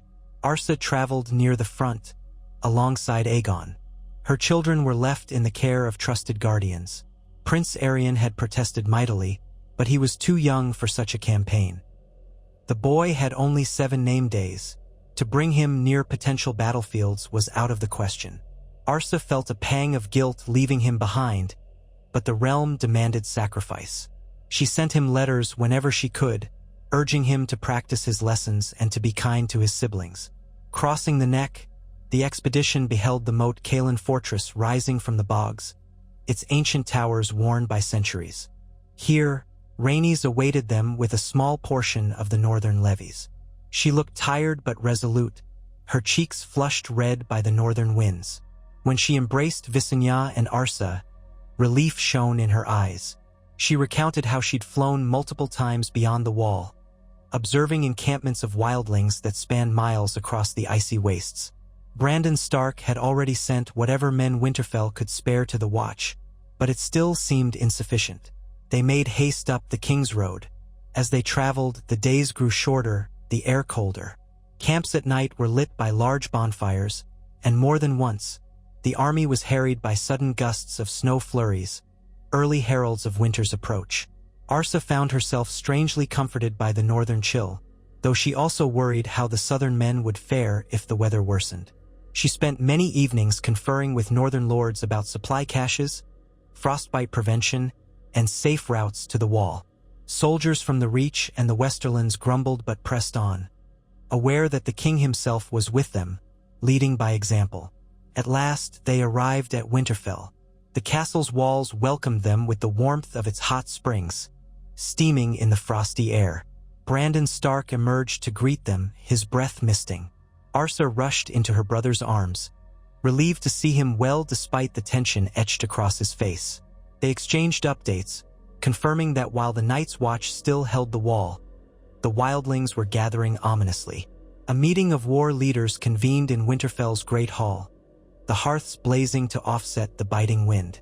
There, Aegon met with the lords of the north, Umbers, Glovers, Manderleys, Karstarks, and more, and charted a plan. The main force would continue to Castle Black, reinforcing the Night's Watch with men, arms, and dragons if necessary. Meanwhile, scouts from multiple houses would fan out along the wall, ensuring that no surprise flanking maneuver took place. Rhaenys and Visenya would maintain aerial surveillance, using meraxes and Vagor to deter large wildling movements. There was debate about whether Aegon himself should venture beyond the wall to deliver a decisive blow, but caution prevailed. The king's presence was too valuable. If something went awry in the uncharted wastes, it could cripple the realm. Instead, the plan was to create such an overwhelming show of force at the wall that the wildlings would be dissuaded from attacking at all. Arsa listened carefully to each proposal, contributing her knowledge of northern logistics and local routes. She took note of tensions. Some northern lords, still proud and somewhat resentful of southern interference, clashed with lords from other regions who questioned the North's readiness. But no one openly challenged the king, and Arsa's calm diplomacy smoothed many a frayed nerve. Eventually, it was decided they would march again at dawn, aiming to reach Castle Black in 3 days, weather permitting. The next morning, a swirl of activity greeted them as they set forth once more. Fog clung to the fields outside Winterfell, and Arsa's breath caught in her throat as she saw the line of men, horses, and wagons stretching into the distance. She prayed they would not face a pitched battle, for the wildlings had a fearsome reputation in open skirmishes, but no match for dragons. Still, thousands of them, possibly with giants, posed a threat if the weather turned dire. True to plan, they arrived at Castle Black within 3 days, though not without difficulty. Snow fell steadily on the 3rd day, blanketing the landscape and slowing the wagons. The old fortress of the Night's Watch loomed ahead, perched against the colossal wall, which soared into the sky like a frozen sea of ice. Men from the watch greeted the royal army with relief and astonishment, for never had such a host arrived at their gates. Maester Cadwyr of Castle Black escorted Arsa and Aegon up the worn steps of the keep, where the Lord Commander awaited them. Lord Commander Mallister, a hard-eyed veteran of Riverlands nobility, led them to a platform overlooking the courtyard. Beyond the courtyard stretched the monstrous expanse of the wall, a shimmering barrier of ice that dwarfed every castle in the south. As Arsa gazed upon it, she felt a shiver not just of cold, but of awe. Even Aegon, who had flown upon the back of Balerion, seemed struck by the sheer scale. Rhaenys and Visenya circled overhead on their dragons, each pass causing the watch recruits below to crane their necks in awe or apprehension. Mallister explained the precarious situation. Wildling scouts had tested the western edges of the wall, while a larger band was rumored to be mustering near the Frostfangs. Reports spoke of raids on smaller ranger posts. The watch had around 700 men fit for battle, a fraction of what was needed to defend all 19 castles along the wall. Most had been abandoned, leaving only Castle Black, Eastwatch by the Sea, and the Shadow Tower manned. Arsa couldn't help but recall ancient stories of the Night's Watch numbering in the tens of thousands. Those days were long gone. Aegon declared that the monarchy would stand by the watch. Over the next week, the royal army busied itself fortifying Castle Black and manning some of the nearer castles with small detachments. Bonfires dotted the top of the wall, and watchers scanned for any sign of wildling approach. Rhaenys and Visenya flew daily patrols, returning each evening with updates. Arsa worked tirelessly, coordinating with the Lord Commander to distribute supplies, patch up battered wooden fortifications, and see to the wounded rangers who had suffered in earlier skirmishes. The cold bit at her cheeks and fingers, reminding her of childhood days in Winterfell, but here it was far more brutal. The wind howled across the top of the wall, an endless moan as if the ice itself lamented the world's troubles. At last, a report came that the wildling host was on the move, heading east along the frozen forest north of the wall. It appeared they aimed to concentrate their forces near a ruined gate, perhaps hoping to break through. Visenya led an aerial scouting mission, confirming that hundreds, maybe 1,000, wildlings trudged through the snowy wastes, accompanied by at least 24 giants and crude siege rams. They seemed emboldened by some new confidence, as though they believed they could shatter the Watch's defenses. Word reached the southern lords in Castle Black, and a palpable tension gripped the camp. The question lingered: would the wildlings test the might of dragons? Rhaenys volunteered to intercept them in flight, to scatter them with dragon flame. Visenya supported the notion. She believed a show of overwhelming force would break the wildling spirits. Aegon hesitated, remembering how he had tried to unify the realm without unnecessary slaughter. Arsa too was torn. Wildlings were considered outside the law, raiders who terrorized innocent villages, but they were also free folk, living beyond the constraints of the kingdoms. She wondered if there might be a chance to parley, to avoid turning the frozen forests into a scorched grave. Yet the decision rested ultimately with the king. He conferred with the Lord Commander, with Rhaenys and Visenya, and with Arsa. The Watch insisted that the wildlings had come to conquer, not to talk. Brandon Stark, who had joined them at Castle Black, recounted how repeated attempts to communicate with the free folk had ended in bloodshed. The man calling himself RYK the Mighty had apparently declared he would crush the Kneelers and open the rich lands south of the wall to his followers. Thus, in the pale dawn of a day thick with cloud, the Targaryen queens took flight. Meraxes and Vhagar rose above Castle Black, their roars echoing across the icy wilderness. A hush fell among the men below as they watched the dragons wheel northward. If the wildlings truly intended to break through, they would face the same scalding might that had ended entire dynasties in the south. Arsa stood beside Aegon on a high walkway, cloak whipping in the wind. She prayed this show of power would suffice to deter the free folk from a suicidal charge. The hours ticked by in an agonizing wait. The watchers on the wall stared into the endless white. Then came the flicker of orange in the distance, like tongues of fire against the horizon. Roars thundered over the wind, so loud that the stones underfoot seemed to tremble. A swirl of black smoke rose into the sky. The watchers exchanged uneasy glances. Dragonflame had been unleashed. When Rhaenys and Visenya returned near dusk, their dragons streaked with soot and their faces grim, they reported that the wildlings had refused to flee. Instead, they tried to rush the dragons with spears and crude scorpions, the giants hurling rocks. A savage skirmish had ensued, culminating in a short but brutal display of dragonfire. Portions of the forest now smoldered, and the Wildling force had splintered, some fleeing deeper into the woods, others lying as charred remains. Rhaenys' voice trembled with a mix of sorrow and anger. "They gave us no choice," she said. "We tried to frighten them off. They kept coming." That night, the lights in the sky to the north glowed with a greenish hue, an eerie aurora dancing above the frozen land. Arsa gazed up at it from Castle Black's courtyard, feeling a weight on her heart. She knew the realm would hail the subjugation of the Wildling threat as a triumph, but she wondered if a chance for parley had truly been lost. She told herself there was no reasoning with men led by a warlord who spurned all talk of peace. Yet the stench of burning pine and flesh still lingered in her thoughts. War rarely came clean even with dragons.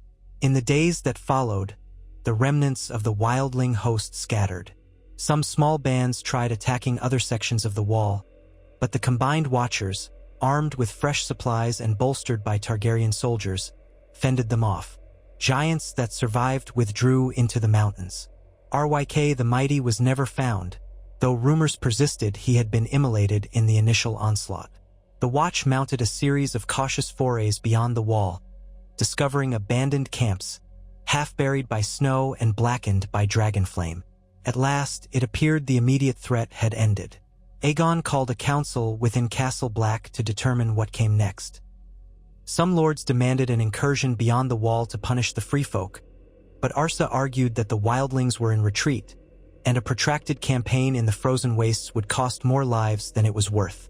The Lord Commander agreed, citing the near impossibility of subjugating the free folk on their own ground. It was decided that the monarchy would leave a small garrison to aid the Watch for the winter, then withdraw most of its forces before the worst of the snows made travel impossible. Before the host began its journey south, however, the king and queen performed a symbolic act.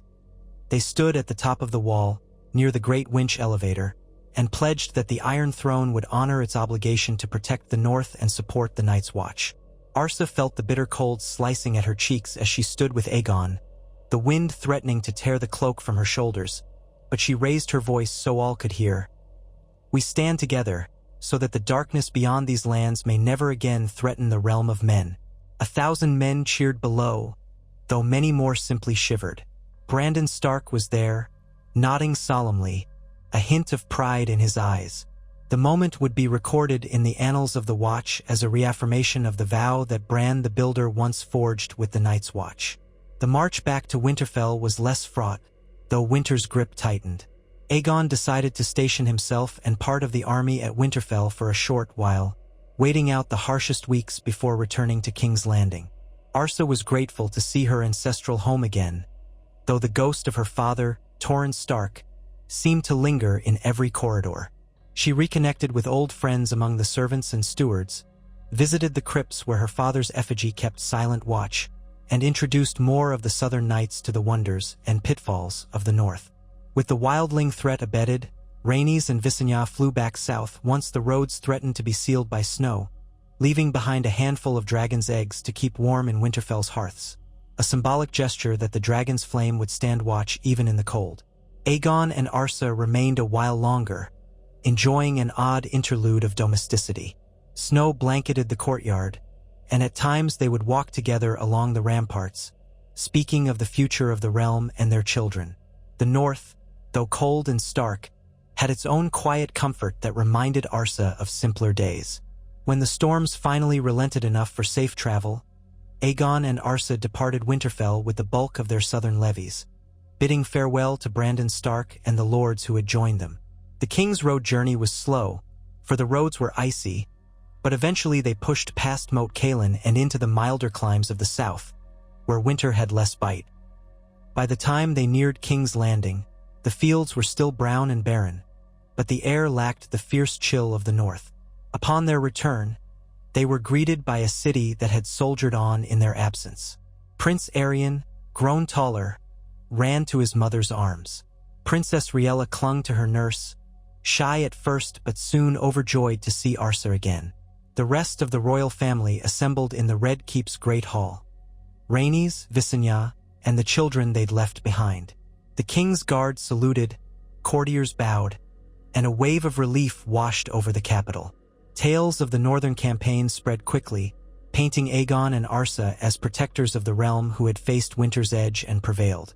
Yet, for all their success, it was plain that a different kind of weariness now clung to Aegon. Nights grew long with the demands of lords who pressed in with new complaints, fresh intrigues. The faith of the Seven had not been idle. The High Septon continued to press for clarifications on the monarchy's stance regarding polygamy. Lords from the Westerlands grumbled about unfair taxes, and tensions flared with the Iron Islands, where iron-born reavers had begun testing the coasts again, perhaps perceiving the monarchy's attention fixed on the north. Arsa worried for her husband. The conquest had been won, but ruling an entire continent was endless work. She confided in Rhaenys, who agreed that the king needed moments of rest and peace, though Visenya scoffed that a Targaryen king should never show weakness. Together, the sister queens managed to coax Aegon into smaller private gatherings, intimate feasts, reading sessions with the children, quiet strolls through the godswood that had been planted in a small courtyard of the Red Keep. There, a single weirwood sapling from the north grew, white bark and red leaves starkly out of place in the southern climate, but tended carefully. Arsa often prayed before it, feeling a piece of her homeland's spirit in this foreign capital. In the following years, as King's Landing developed further, the monarchy established more robust administrative institutions. Orys Baratheon oversaw a reorganization of the King's Guard, while the maesters improved record-keeping for taxes and tithes.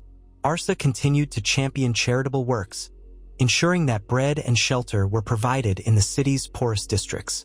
She remained a patient but firm advocate for the North in all matters of state, writing frequently to Brandon Stark for updates. Visenya drilled the realm's soldiers, forging them into a unified royal army rather than scattered levies. Rhaenys, ever the diplomat, traveled widely, from the Vale to Dorne, strengthening the realm's bonds. Meanwhile, the children of the dragon and wolf grew older, their lessons becoming more complex, their personalities blossoming under the watchful eyes of both parents and maesters. Prince Aeryion especially caught the attention of many. Now nearing 10 years of age, he showed hints of the leadership qualities that might mark him as the next great king, or at least a formidable presence. He was quick-witted, curious, and carried himself with a confidence that belied his youth. He listened intently to stories of the conquest and the forging of the alliance with the North, absorbing the lessons of unity. Arsa took care to remind him that a king must do more than inspire fear. He must win loyalty through justice. The boy still had the reckless streak of youth. Once, he tried to climb onto a smaller dragon's back without permission, only to be thrown off in a tumble of wings and tail. He escaped with a few bruises, but the lesson stuck. On a brisk afternoon, Arsa found Aeryion in the godswood courtyard, studying the weirwood sapling. The white bark seemed almost ethereal in the pale sunlight. She approached quietly, noticing the boy's contemplative expression. "Thinking about something important?" she asked. He turned, giving a slight shrug. "I was thinking about the stories you told me about the long night and how the North stood against it. How the wall was built to protect everyone, and we had to go defend it. Does that mean the long night could happen again?" Arsa paused, weighing how best to answer. "Legends say it's always possible. The North never forgets that the land can grow dark and cold. But we have to be prepared to stand together as one realm."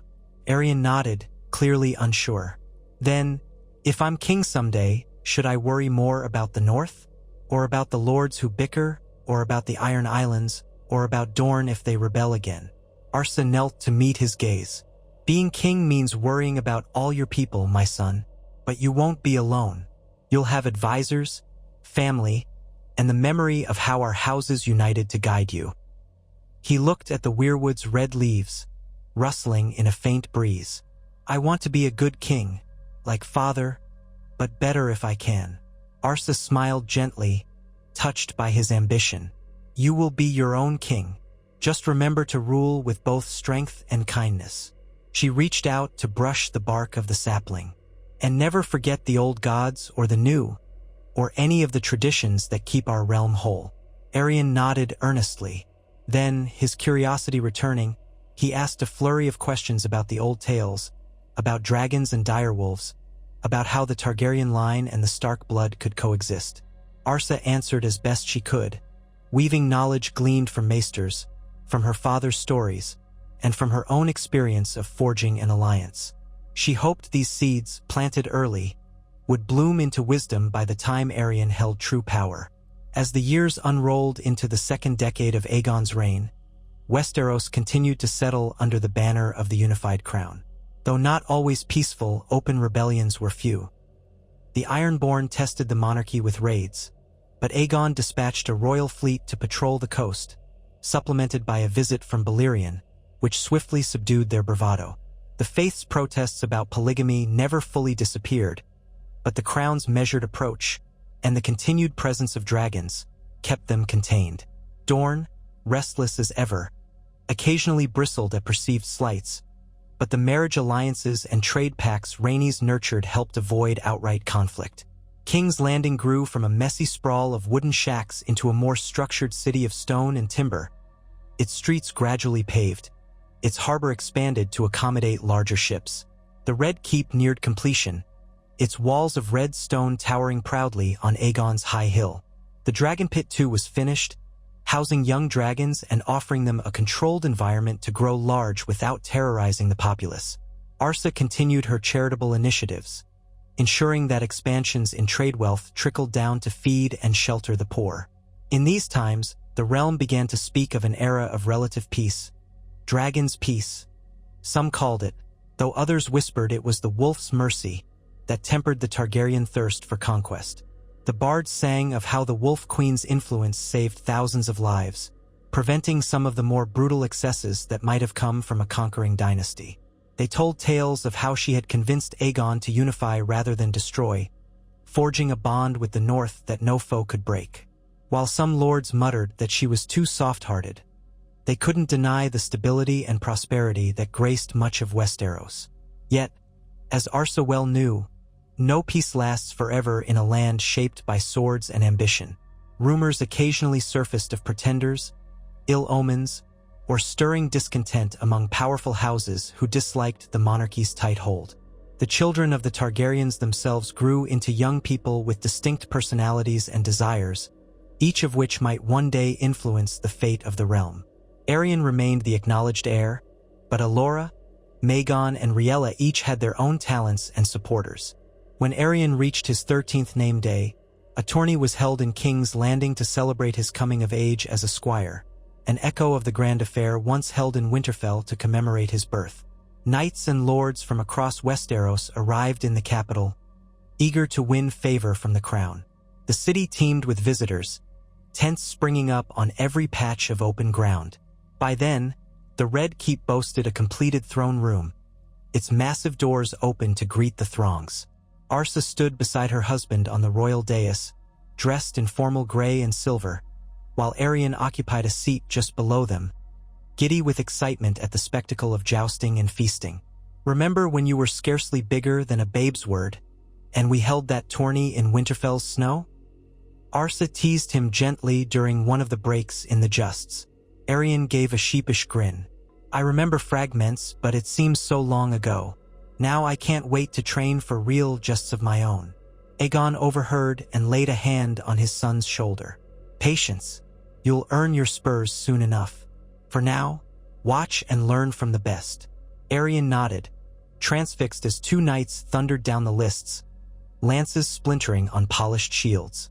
The crowd roared at the impact. The boy's eyes sparkled with the hunger of youth, the desire to prove himself in feats of arms. Arsa could almost see in him a reflection of the unstoppable determination that once drove Aegon to unite the realm. Across the realm, many recognized Aeryon's new status as more than a boy. Houses began to angle for betrothal offers, sending flattering letters and gifts to the crown. Arsa carefully navigated these waters, understanding that the choice of Aeryon's future bride could either strengthen or destabilize the monarchy. The boy was still young, and she wanted him to grow more before entangling him in marriage negotiations. Yet the realm was not patient, and every lord with an eligible daughter saw an opportunity. The question loomed, Would Aeryion wed a daughter from the major southern houses, forging a deeper link with the Tyrells, the Baratheons, or the Lannisters? Or might he wed a Stark cousin, renewing the alliance that had begun this entire era of peace? Amid these courtly intrigues, Arsa maintained her quiet devotion to bridging cultures. She invited northern bards to perform alongside southern troubadours at the tourney's feasts, showcasing ballads from both lineages. She ensured the old gods were honored in a small grove near the city, while also hosting a grand ceremony at the September of Remembrance, thus keeping the faith appeased. Her balanced approach, though it sometimes earned her scorn from zealots on both sides, generally won the admiration of the small folk, who saw in her a reflection of their own need to balance old ways and new. Over time, the tapestry of Westeros under House Targaryen grew richer, but it also became more complex. Each region had its own traditions, some of which clashed. The northern houses, for instance, remained reluctant to embrace certain southern customs, especially those involving the faith's more elaborate rites. The Dornish, too, clung to their separate identity, content in their unique arrangement with the crown, occasionally pushing boundaries. House Aeron in the Vale eyed the monarchy with a mixture of respect and lingering wariness, remembering the dragons that once soared over the bloody gate.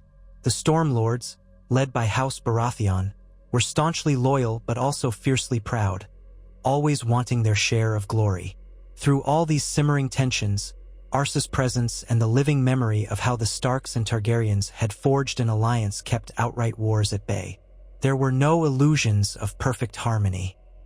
Westeros was a land that thrived on conflict as much as unity.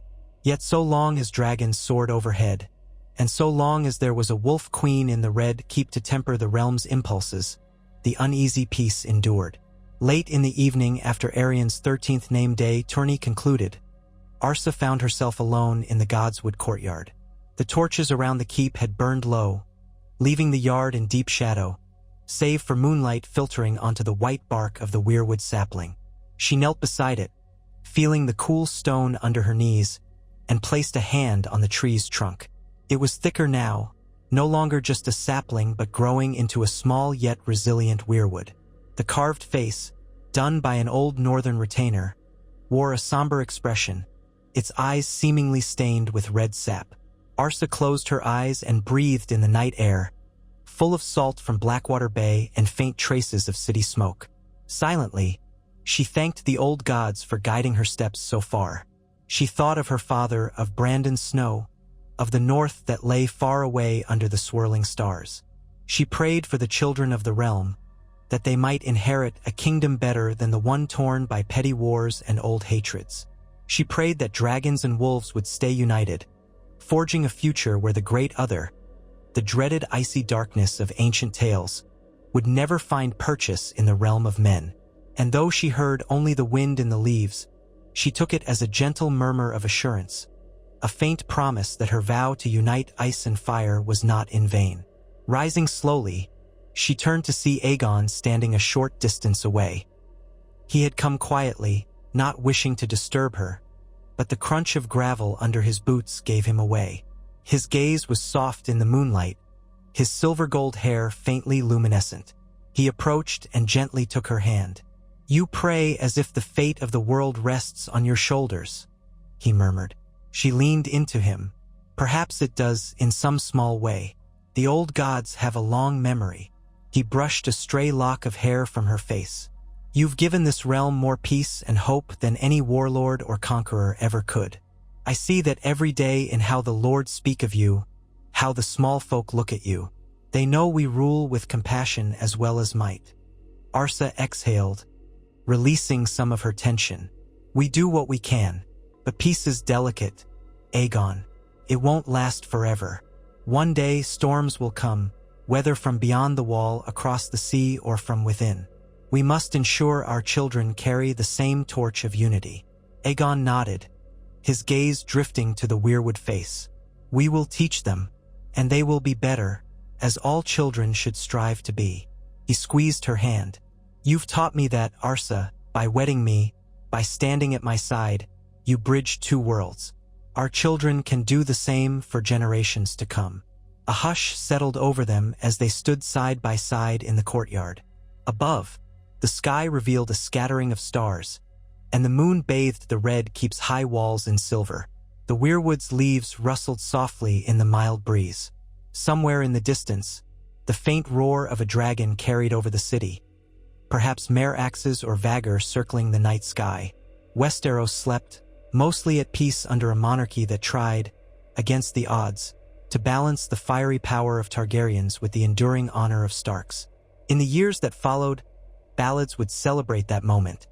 The king and queen of ice and fire, standing before the heart tree in the southern capital, forging the destiny of a unified realm. Chroniclers would pen volumes on the decisions made in that courtyard, the hush of night, the bond that had saved countless lives. While no mortal could guarantee perpetual harmony, the Targaryen-Stark alliance endured as a bulwark against chaos, a testament that even in a world shaped by swords and shaped by dragons, there was room for mercy, love, and the possibility of a better tomorrow. And so the story continued, long past the hush of that moonlit courtyard, through expansions and reforms, treaties and disagreements, births and funerals.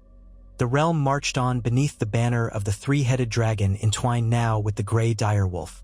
The threads of fate ran deep in Westeros, but for a time, at least, they were woven into a tapestry strong enough to withstand the storms that so often plagued the Seven Kingdoms. Together, Aegon the Conqueror and Arsa Stark left a legacy that would echo in hallways of stone and hearts of flesh alike. That sometimes, in a land as harsh as ice and as brutal as fire, unity could be found when proud houses chose to stand side by side, forging a future as unshakable as their vow beneath the old god's silent watch.